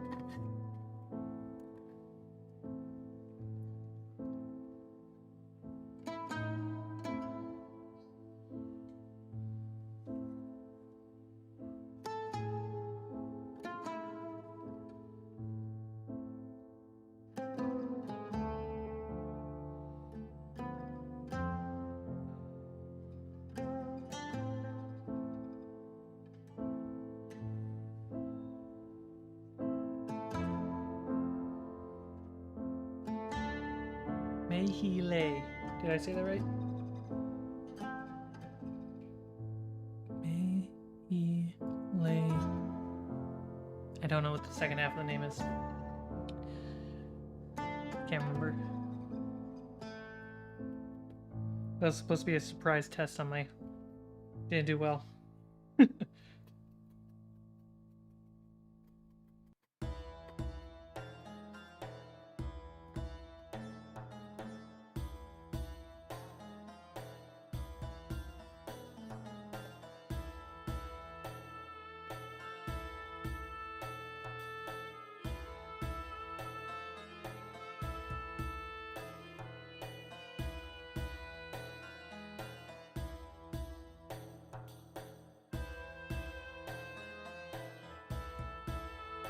But on the side of the base,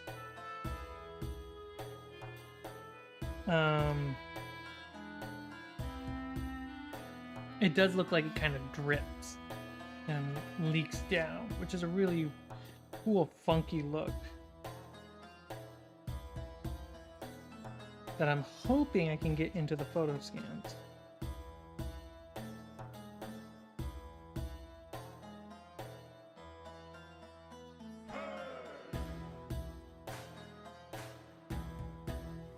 My theory is the photo scans are either going to be easier than I expect or much harder than I expect. It's not going to be a single gray area about it.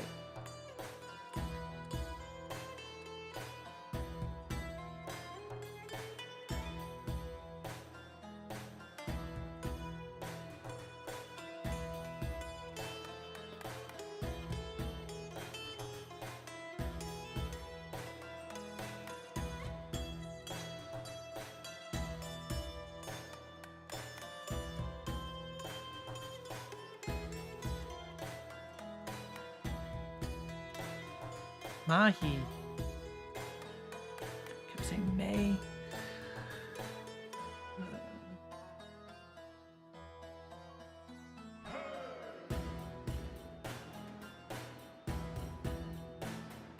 Murph.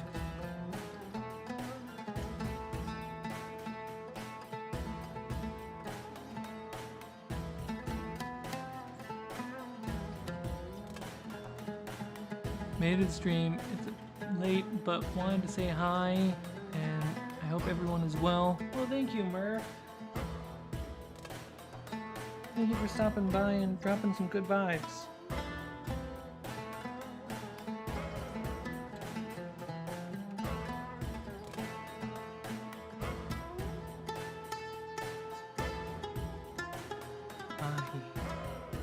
Why did my brain remember May?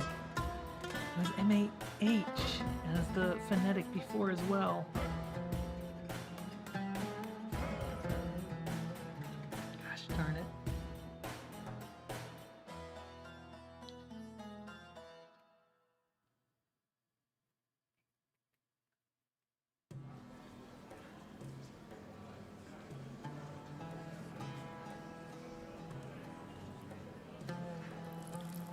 I mean, you don't have to change your name. All I have to do is remember it says Mahi.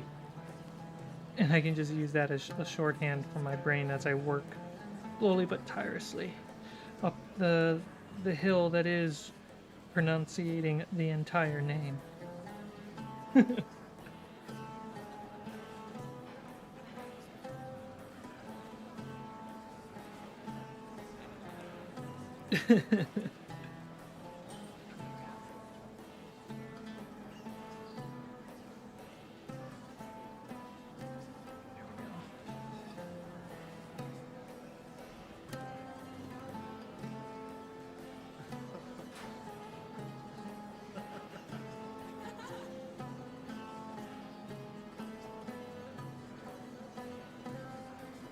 There we go. Also, you can expect me to mess that stuff up.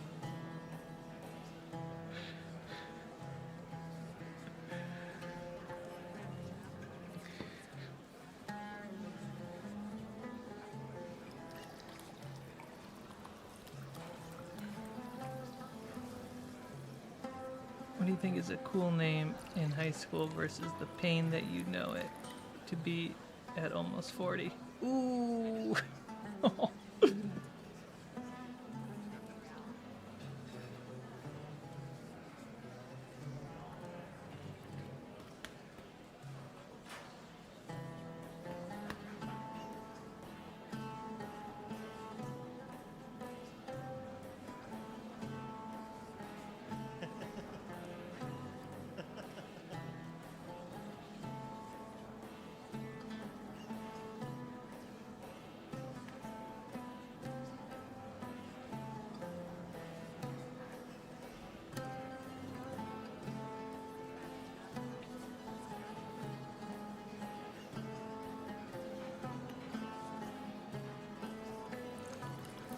Okay, this one turned out pretty well. A fun little tile.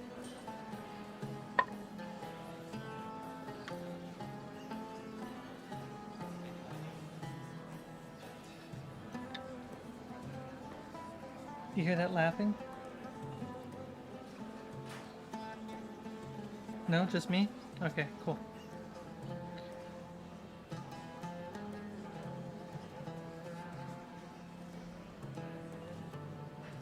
I'm not losing my mind or anything.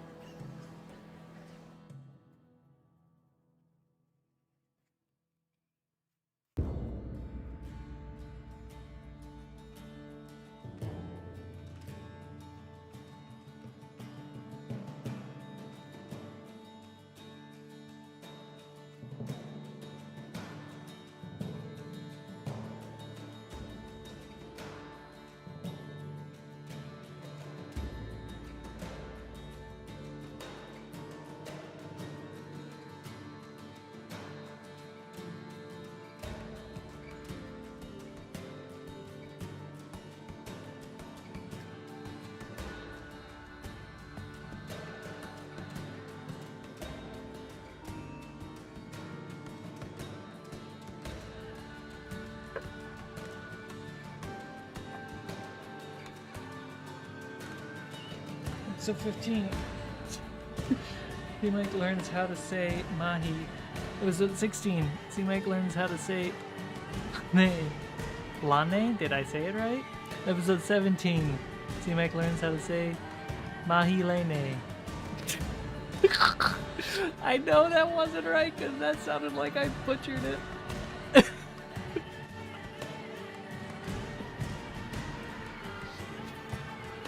I'm so sorry.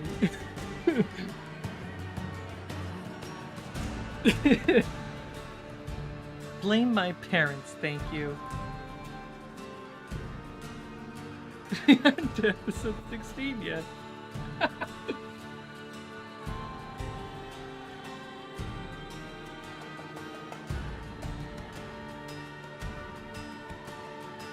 Low key though, if this was how you guys wanted to teach me a new language, this is how to do it. I stream 2 to 3 times a week and my chat teaches me how to speak a language.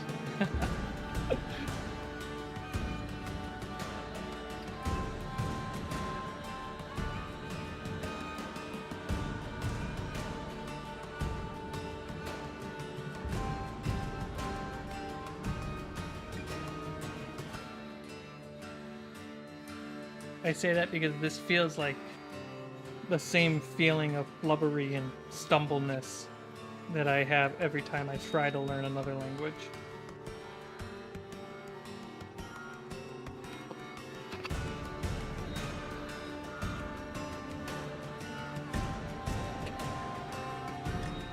Oh gosh. That's so funny in like the saddest way.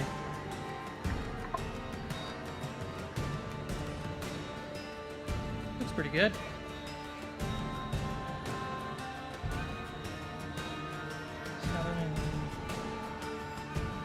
I've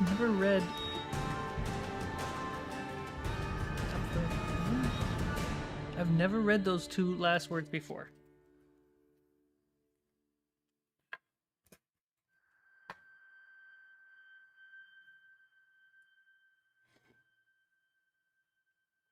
I've lost my pigeon.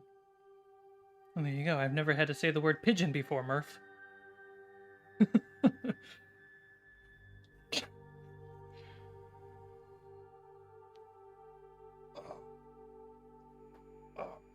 Oh.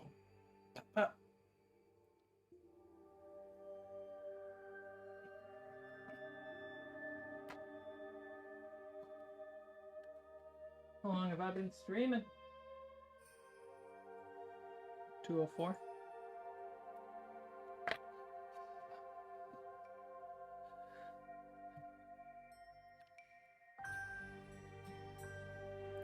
Not a German speaker, but I know that. Hey, look at that! Mahi!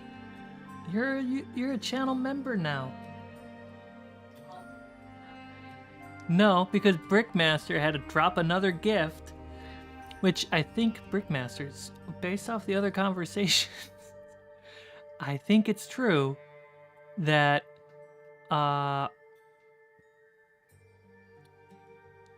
when you gift somebody, it gifts somebody in the chat. Yeah.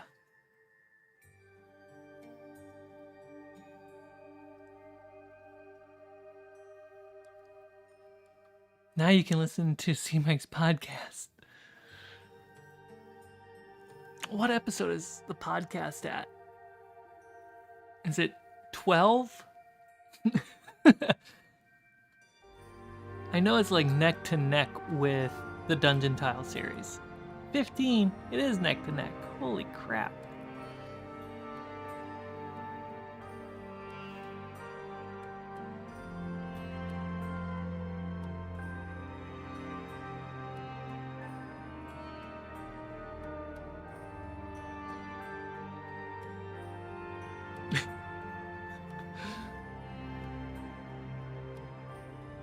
Chance, you're back again. To be fair, Chance, Brick only did one. He's only had a sip of crazy today, not a whole glass of it.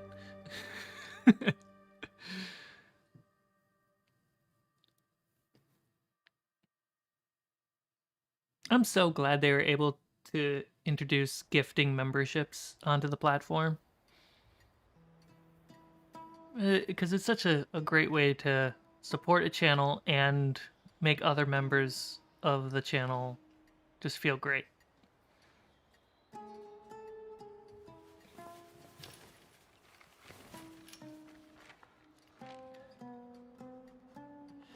Yes, that is also true, Sneaky. Alex did a lot of crazy today.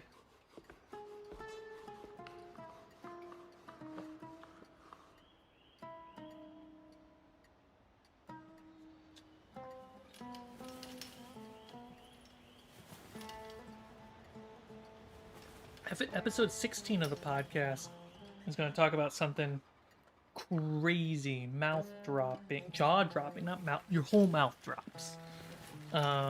Jaw-dropping, like, and possibly face-palming event.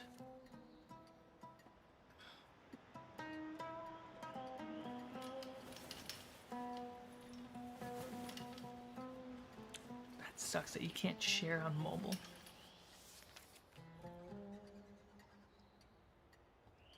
Or gift, I mean.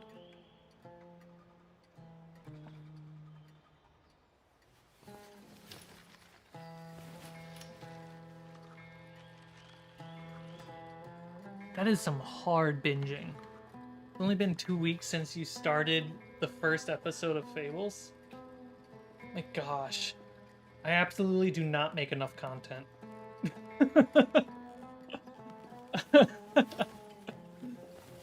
Ah.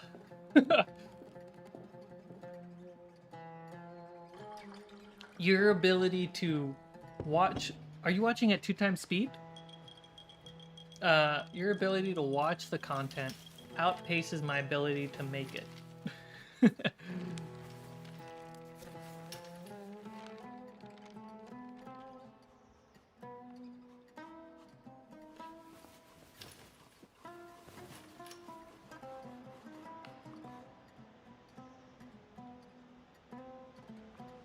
Mahi, have you watched the side quest or the other one-shots at all?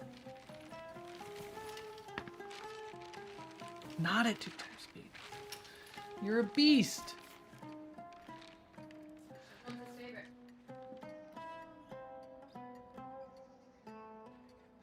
I have YouTube on mobile, so I'll have to try and figure out the membership deal on the actual website then. Wait a minute. They took join off? Mobile? That is hard to believe.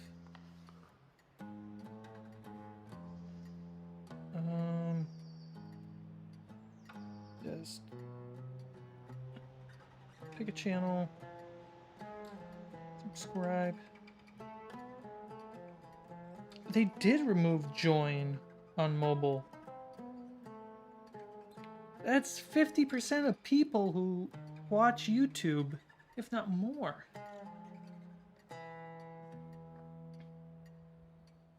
That's wild to me. Celine, corners, looking gorgeous. Yes, they are. Look at that.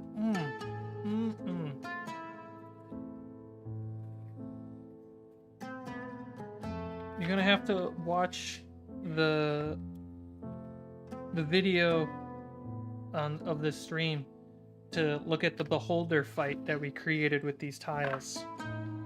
It was really cool. And I'm not just saying that to say it. I'm saying it because I think it was cool. Losing my voice a bit. I haven't talked a lot in a few days.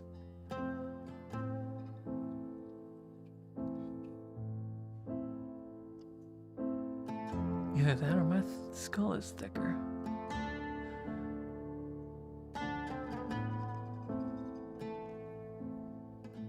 Oh, you're just going straight through Fables of Refuge. Got it.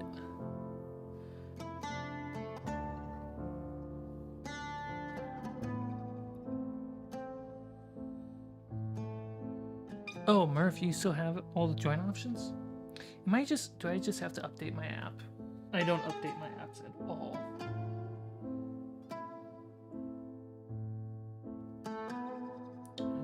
YouTube starts with a Y. Yeah, let me update YouTube.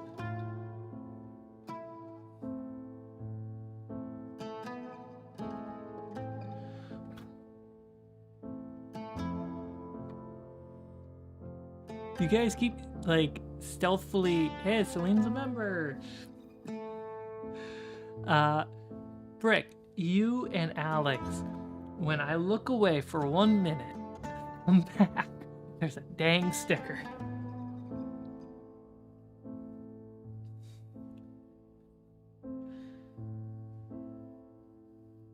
Let's see. Maybe it was just a channel.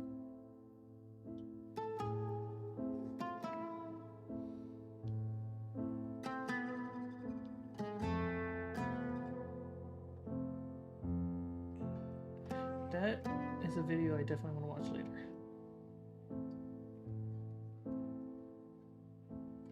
Join. Yeah, there are join buttons.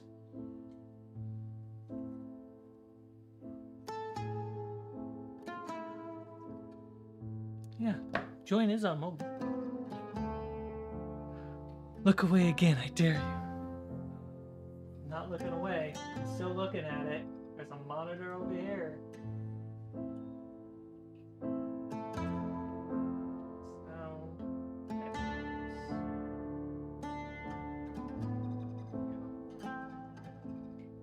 Okay.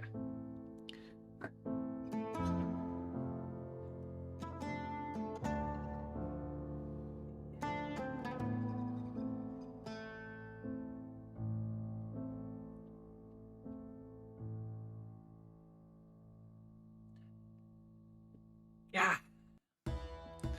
Out of control. Who's this one going to go to? Clearly the YouTube has not picked it yet.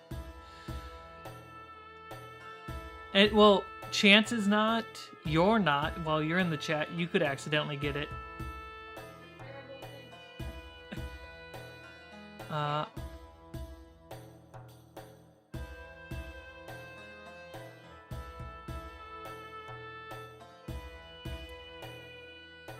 to add to your like and watch count for new episodes. If that makes sense, I overthink everything. But yeah, I instantly loved the show and decided to exclusively watch Fables till I was caught up. Aw, thank you! Especially going into that first episode. That first episode's a bit rough compared to the later episodes. But that's awesome. That's so awesome that first episode really still can hook people. I judge that first episode more than I should. Because it was just like a tough start.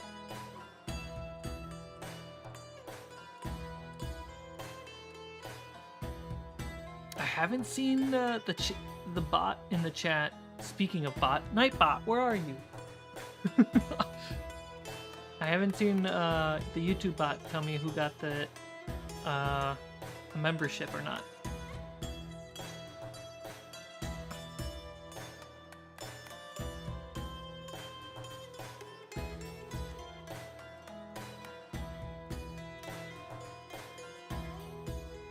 No. If you look on the screen, anyone with an orange name is not a member. Anyone with a green name and an orange die has only been a member for a month.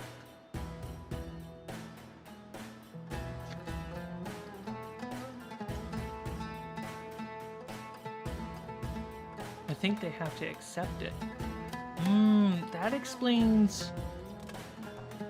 You know, Brick, you dropped a 5-member gift. I think it was last stream, and only 2 people got it. If they have to accept it, then that means anyone who's getting it that's subscribed and is not in the chat, they haven't noticed or checked it. Which then I hope you're not being charged for ones that are not accepted.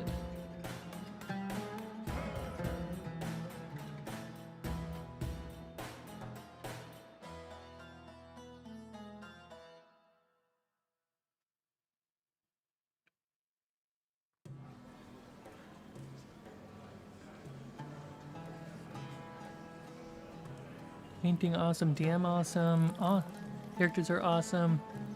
Everything about the show is great. Also, the acting is good. Aw. Allie made me cry. Allie can make anyone cry. Except for me.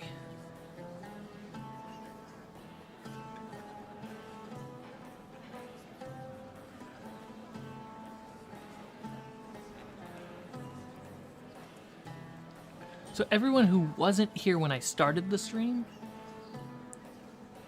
when I close out the stream, you're going to see something special, something new that was in the intro waiting screen,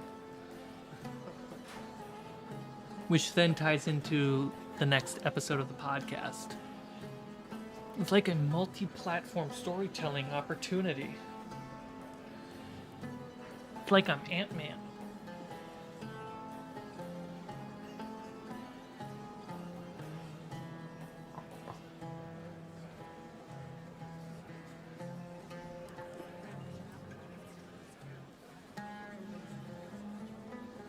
Alright, so these are dry. It really comes down to carving up these 3 pieces. Chance, you figured it out! Yay!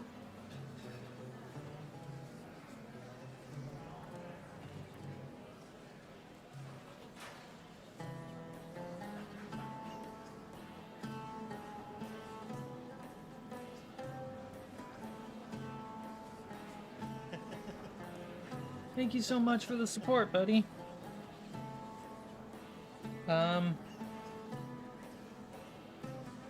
And on the Discord, which all of you should have access to, in the community section, essentially the blog posting, of YouTube. Murph, you're a skeleton too! Oh, cool. Chances die is green. That's great. The system remembers you.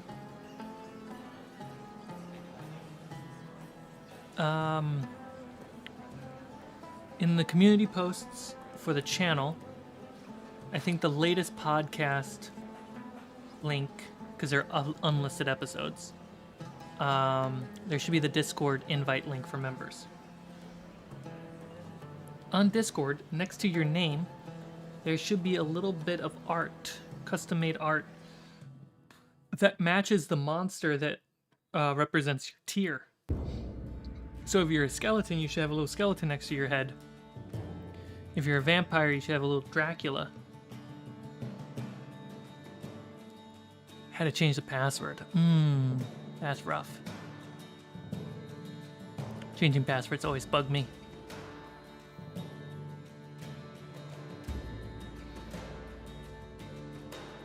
Thank you very much, Murph. You too, Chance.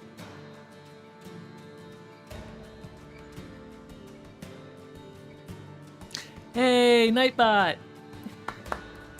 And he's consider subscribing, everybody. Oh, Nightbot. Oh.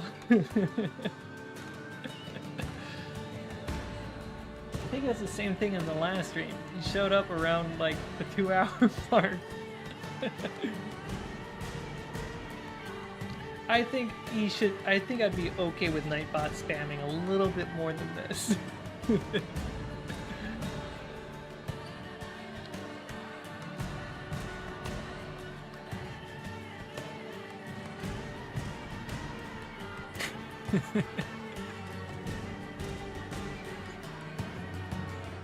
Oh, you got gifts turned off.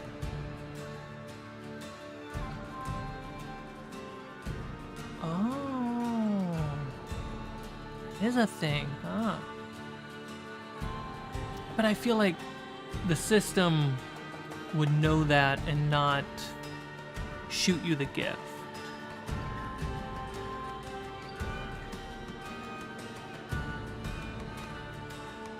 Nightbot needs a membership.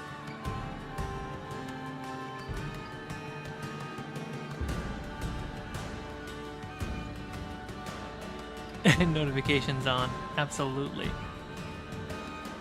You know what's blowing my mind right now? Like legitimately blowing my mind? Is that all, if you look on the screen, and you can look in chat too, but look at all those dice. On screen, I'm just looking at everyone's name being green. That's pretty freaking cool.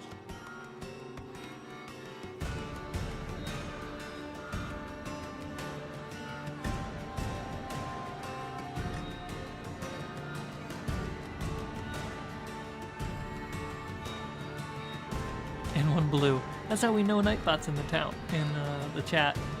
In the town. What's my brain thinking?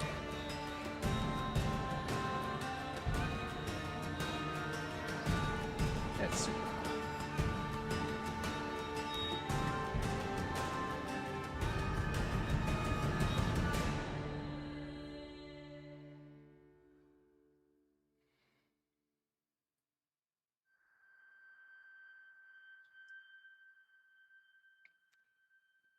Okay, so we got triangles. These 3 triangles are done.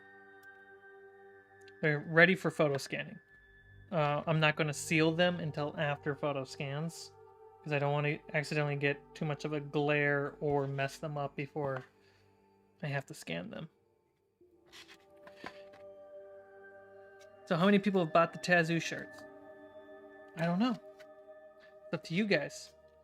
I was hoping they would do well, so that way I could release maybe a Tazoo, a Marza shirt. But if no one wants shirts, then, you know, I'll just stop working on them. And I'll just let the Tazoo one stay there. It's okay. And Sneaky. So this set is now complete. Nope. I got 3 more triangles to do. And then the set is complete.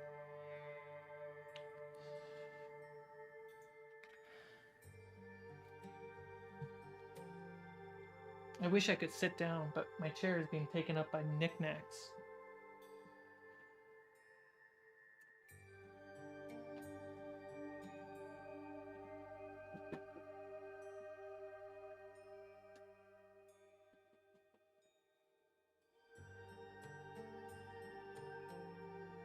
Oh, feels good to sit, guys. Feels good to sit.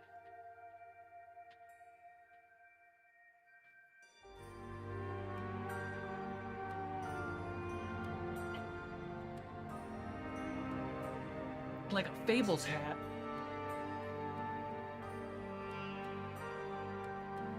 Yeah. What's going on with our watch? Oh, low power. I think once the Etsy shop is up with the photo scans, I think there's room to do better merch. It's not going to be easy, but I think I could like work with a local shirt company like Indigo Prints and maybe connect it to Etsy. But I'm not entirely sure.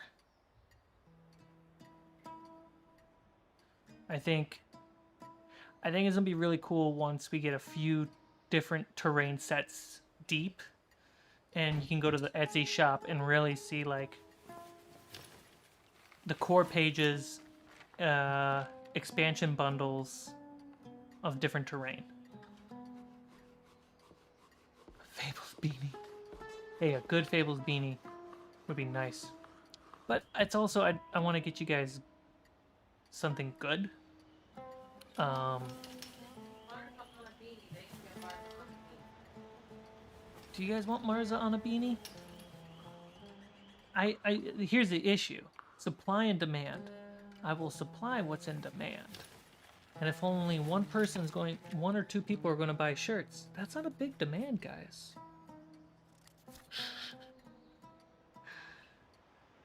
Did that sound salesy? It kind of sounded like a salesman.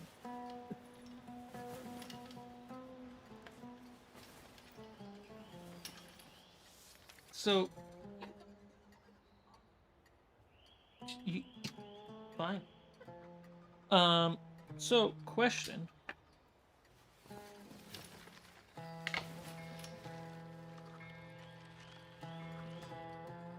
Marza bullying Ash shirt. No. That's pretty funny. Someone picked up the dishes at first.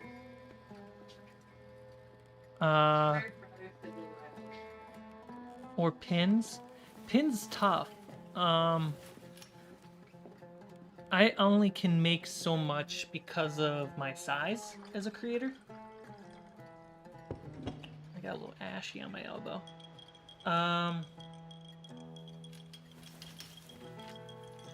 So for me to make merch, it would be through a influencer merch brand company supplier. And they only grant you what you can make based off your size.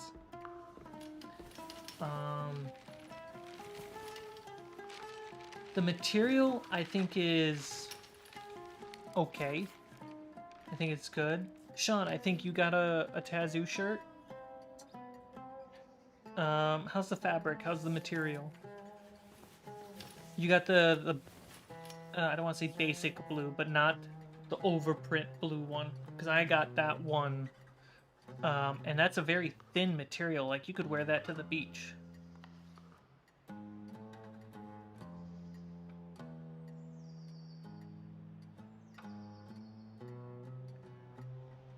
Well, you need to be salesy, especially for shirts and hats.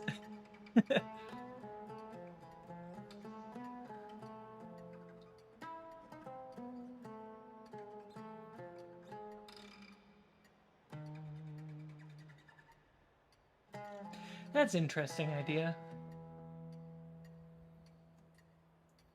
I wonder what the commercial license is for the minis.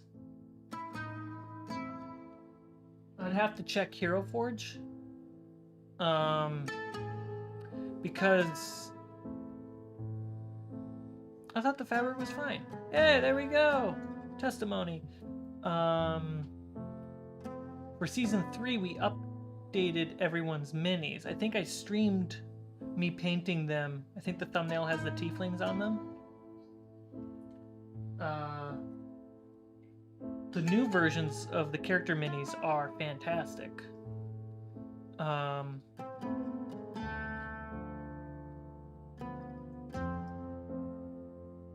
But they're Hero Forge. So I have to double check what the commercial license for Hero Forge minis are.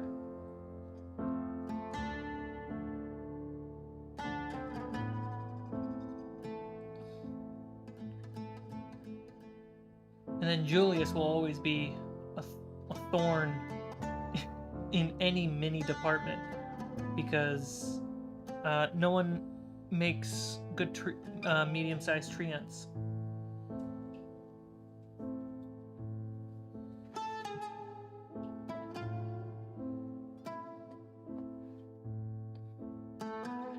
So, question.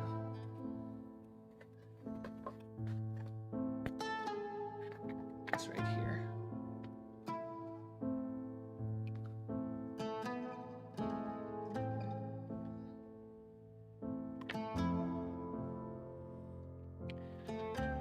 What terrain should be the second terrain? That's my question. Oh, you got the poster too? The poster's really nice. That poster's with Ali Edwards' art.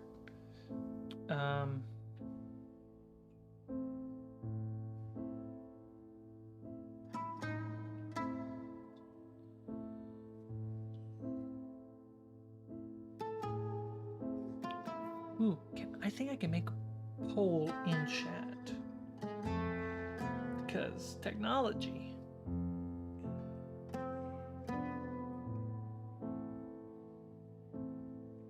Let's see.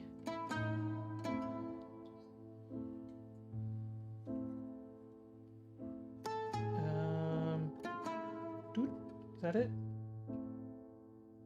No? Shoot. Live chat. There we go.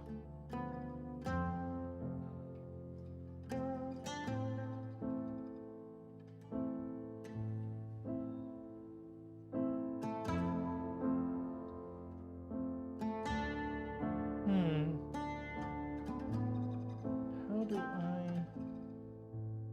make a poll? Am I crazy? Just might be crazy. Live chat?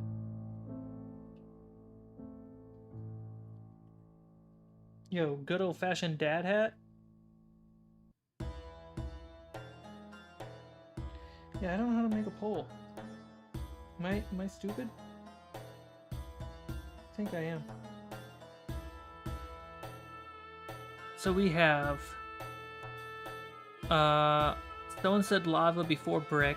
I looked away. You know, bring up chat so I can scroll back. Sneaky. Got lava. Brick says lava.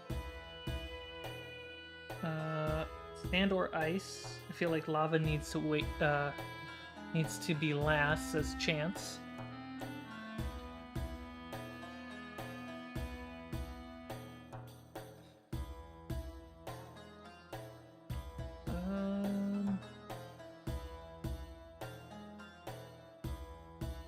Desert, okay. 2 for desert, technically. And 2 for lava. 3 for lava, 2 for desert. Gonna duck out, Murph. Night, Murph. Before you go, Murph, if you want to toss in what terrain you want to see next after the gray, toss it in chat before you go. Unless I just missed you and you're already gone.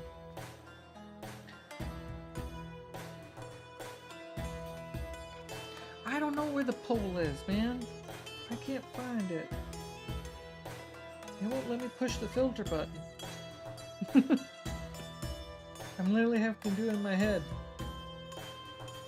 About lava. Okay, how many is that? That's 4 lava, 2 desert. 4 lava, 2 desert, 1 ice.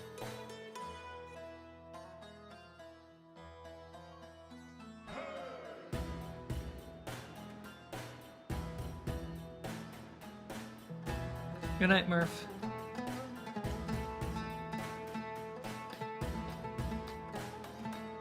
So we got 4 lava, 2 desert, 1 ice, 0 popsicle sticks. That is on the table.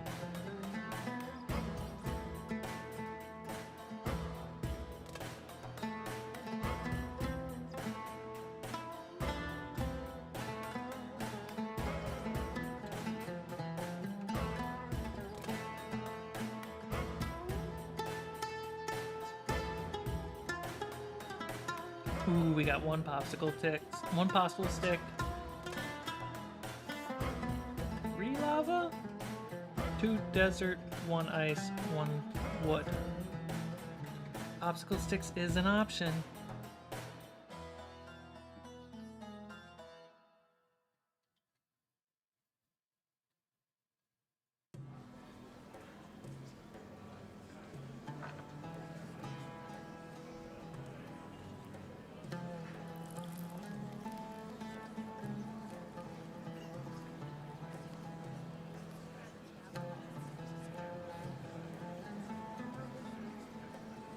You can totally change it to popsicle sticks. So we have 2 popsicle sticks, 2 desert, 2 lava, 1 ice.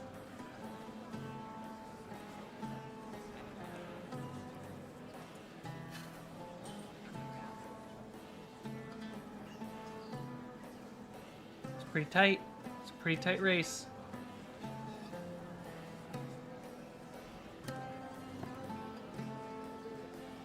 Oh, I could probably do it with Nightbot? Oh, I think you have to do it on the laptop. Could I do it on the laptop? Let's find out. Yeah, because I don't have mod power. Mod power!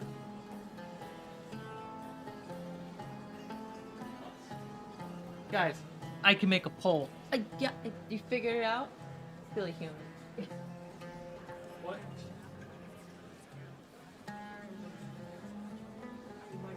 Next file.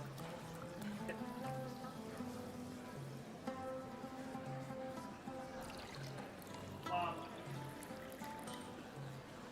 Desert. Ice.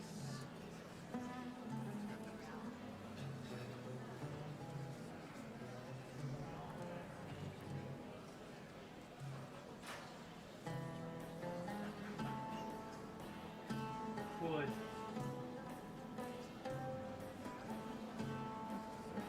There you go.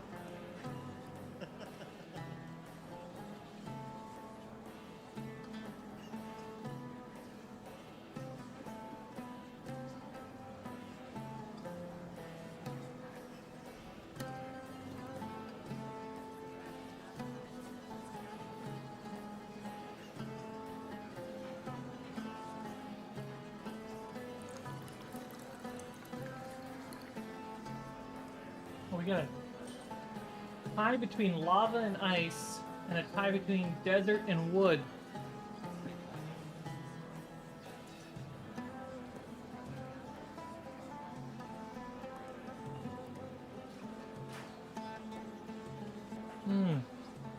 I'll leave that up for a little bit.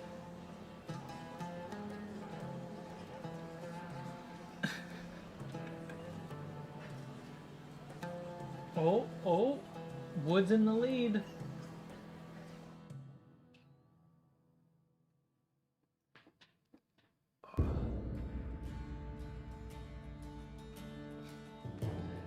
I went to look and it disappeared. Did I accidentally vote? Potentially. It should still be there.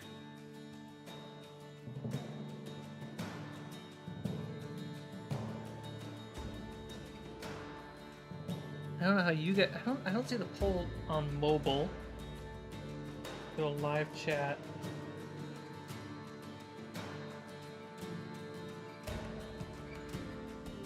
On live chat, I don't see it. On mobile. How'd you get it up? Huh. Maybe because of that.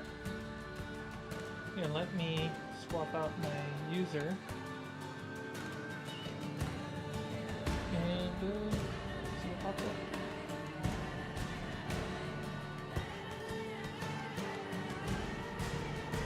Ah, yeah. So you might have voted for it if it disappeared.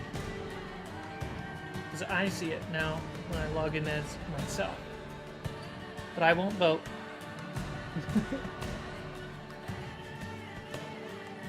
So we have 8 votes. And Wood is in the lead. Consider subscribing. Don't miss new videos or streams. Thanks, Nightbot. My wife even jumped in on the vote. Thank you, Brick Mistress or Miss Master? Miss Brick? Miss Brick. I think Wood wins. Oh, I figured out how to vote officially. There you go, Chance. Get in there.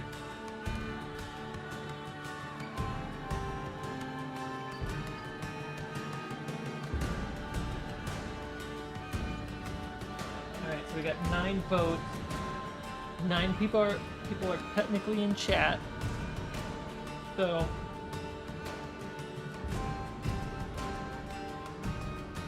move it up. Wood's in the lead, but oh, hey. Welcome 10th person to the chat. You have a chance to vote right now on that poll.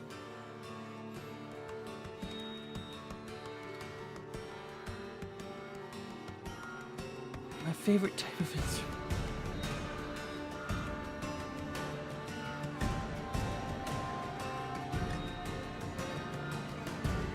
Ah, Chance.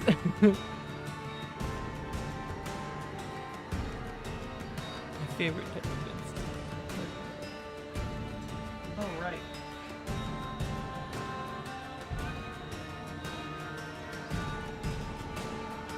I'll just let it up. We'll see how it goes. Miss Master. I was wondering which one you like.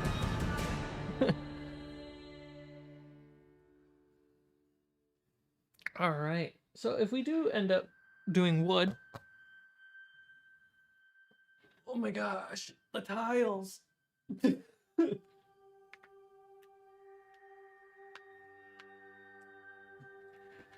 How many tiles is that? Because they're 6 by 6. That's 8 6 by 6s. Ooh, triangles. At least we don't have to use the proxon for wood. Pretty much everything's gonna be hand cut, except for the underbelly platforms.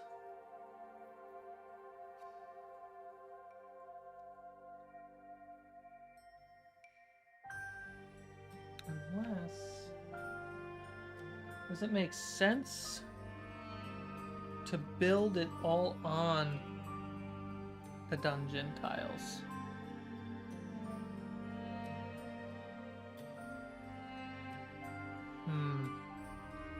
Build the wood on... No, it doesn't make sense building the wood on the 1 inch.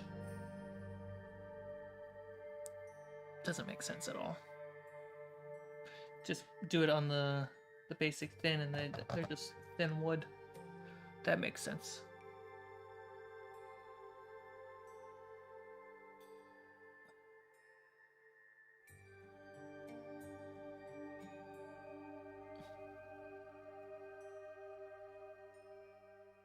So it would be 8 6-inch by 6-inch tiles.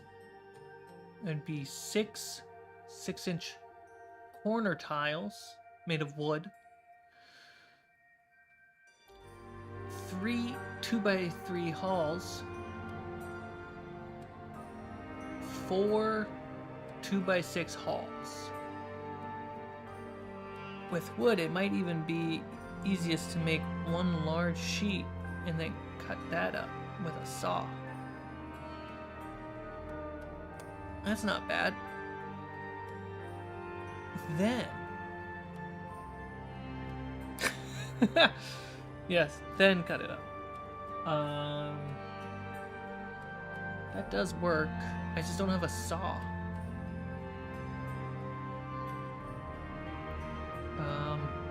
And saws are expensive. See, how many popsicle sticks do I have?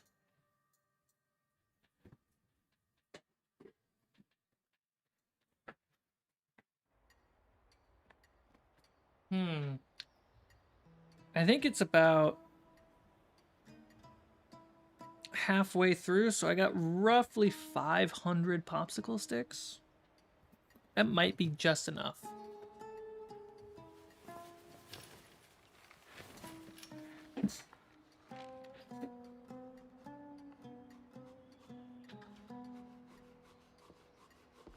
God, that's pretty.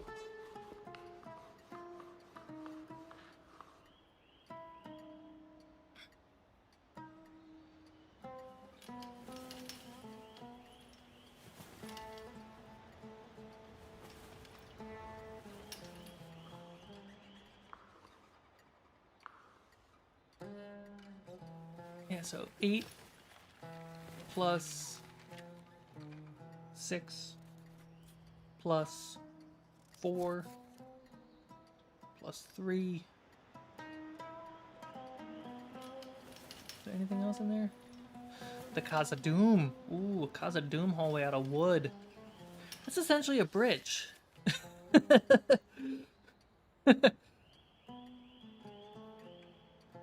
Oh, you know what I could do? I'd have to buy like one piece of material, so it's not that big of an issue. Is these bridges I made a while back.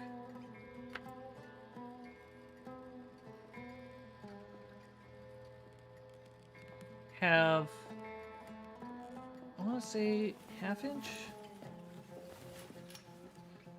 About a half-inch or a third-inch tall beams underneath. I could do that for the wood tiles, so that way they still have a lift off the ground, but they are slightly different than the dungeon tile. So there's still that vertical play and dimension when you look at the tiles.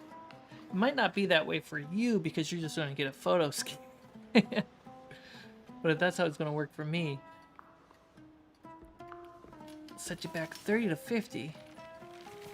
Really? Is that cheap? But 30 to 50 is also pricey for a single tool. That being said, I spend a lot of money on that Proxon, but I'm also expecting to use it to make a lot of terrain.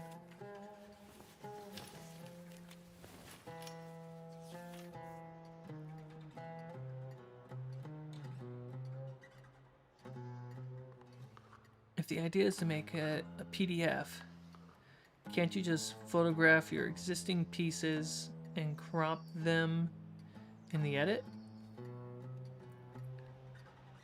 Oh. Yeah. Absolutely. But I also want the pieces.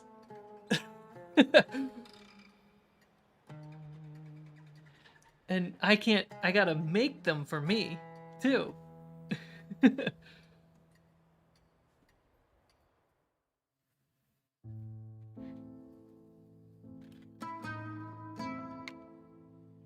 Oh man, that just pops when you put it on that brown.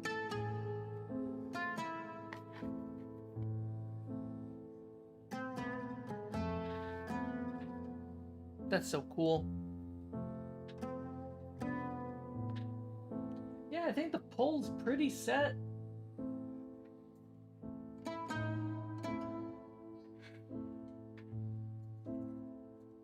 If I remember correctly, the corridor has a complete workshop. Potentially. This is also true. It's just 6 miles away. I'm gonna keep giving you excuses, apparently.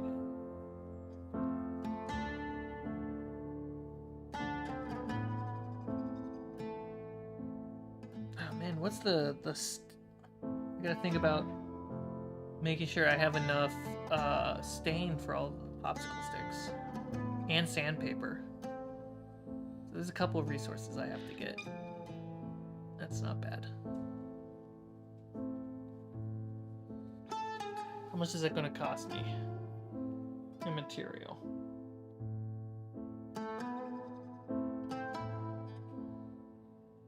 Let's see.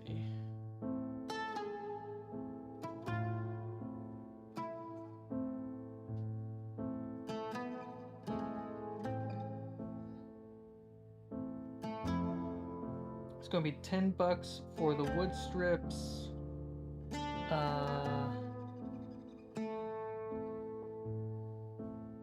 Sandpaper.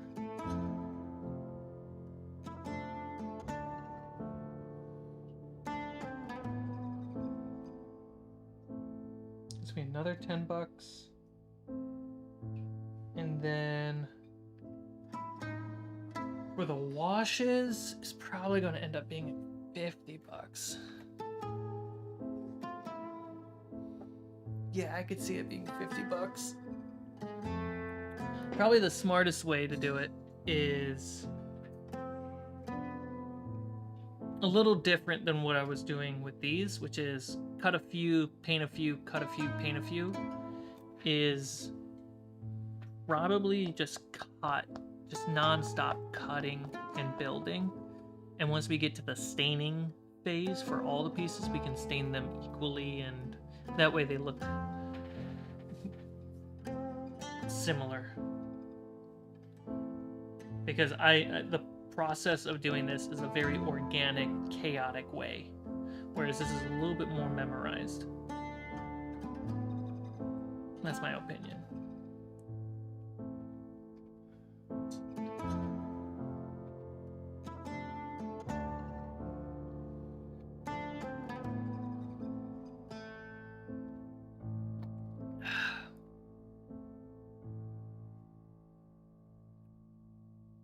But that being said, we got a few more tiles left, and then we'll shift to that.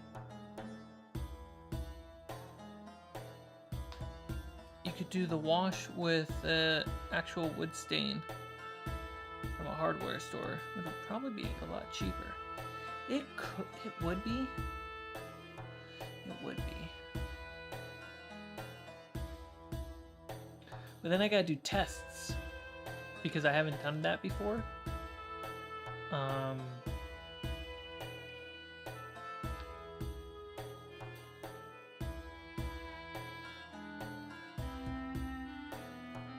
It's a good idea. I just gotta think about it.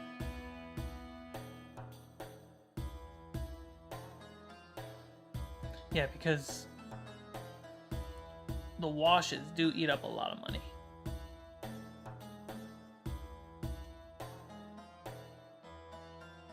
I'll feel it out. I'll put together a little bit of a budget based off what I have and what I need first. Either way, you know, sandpaper, wood, if I run out of popsicle sticks, gotta get more. It's still gonna round up to $30-40. $10 pot, you could probably do about 1,000 tiles. That's a lot. That's amazing. That's incredible. I'll look into it. I think that way, if I focus on cutting and building all the wood tiles first, without staining or coloring any of it, which if you've watched me build this, you know it's going to take forever. That'll give me time to figure out the right approach to the coloring. That looks like it's wood stained. Yeah, it's not. It's just me using washes from Army Painter, the same things that I use for this. There's a... I'll use the wash to do a brown pass, a light brown pass, and then I'll sand that down. I'll do black and dark brown around the edges to get a vignette look. Sand that down. Then I will add some blue to make some messed up stain colors. And then occasionally I'll add some red to really just move into different colors. And then I sand as I go, which gives us these great dimensional lines. And then at the same time, smooths it out for the hand.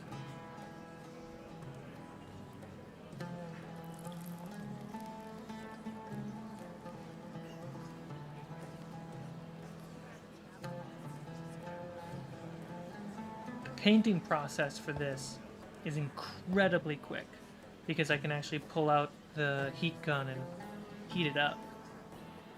I'd like a HD photo for that. Because this is the background. Some of the magnets on the back have fallen off. That's fine.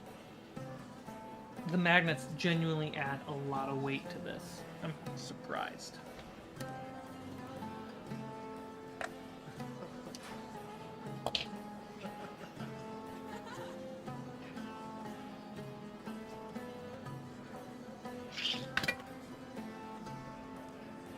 They reversed? Oh, this is the heavy mini for the contact.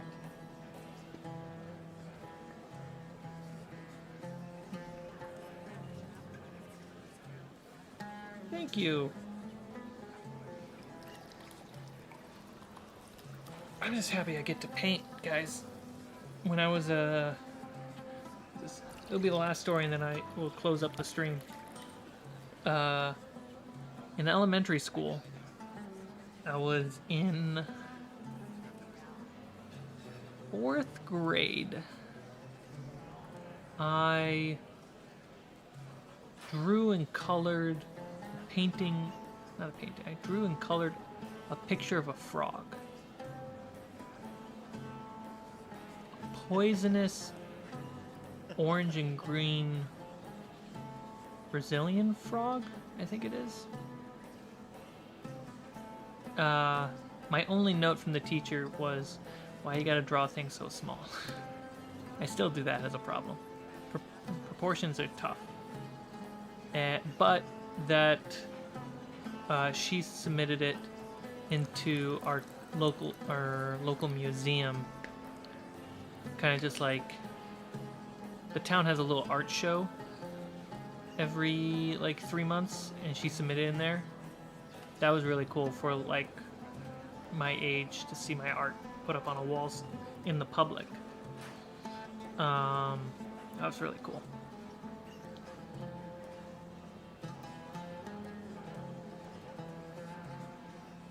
I didn't really do much with my art skills after that.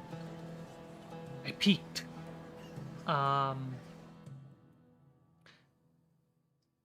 I think I was just mostly discouraged. Not by my teacher. You know, a Brazilian. That's a lot of frogs. A bazillion.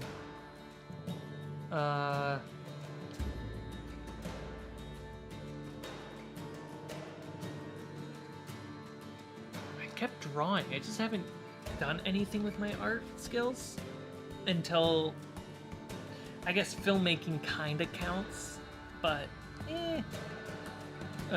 most of my artwork since childhood really came to life after I got into D&D because I was motivated to draw and make stuff. I started with our Sunday game wasn't a DM at the time, but I started drawing the maps that my DM would have, and I would do that on the map tracker. So when he got rid of the map and we had to come through that area, I would be able to go through my notes and go to their map.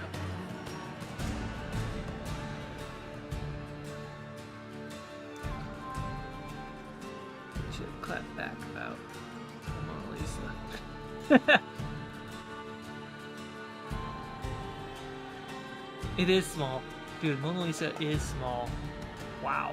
When I saw it, blew my mind. Because I turned around and was like, what about this huge thing covering the whole wall?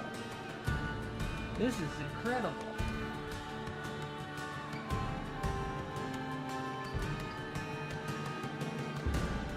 Oh, speaking of Mona Lisa, has anyone seen Knives Out Onion Glass?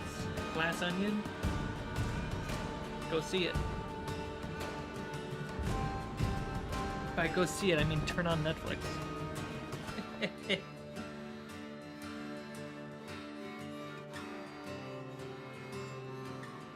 Alright guys, I'm gonna call it.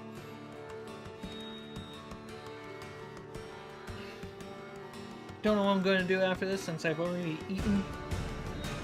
Probably eat more. Stream was a long stream, but it was chill. Got ahead on the tiles.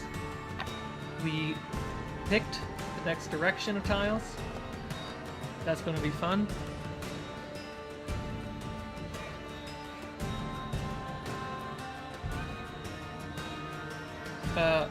What are you going to call it? Ghostbusters? What? Alright guys, have a wonderful day. It is Tuesday? It is Tuesday. I will see you on Thursday. Same place, same time. Until then.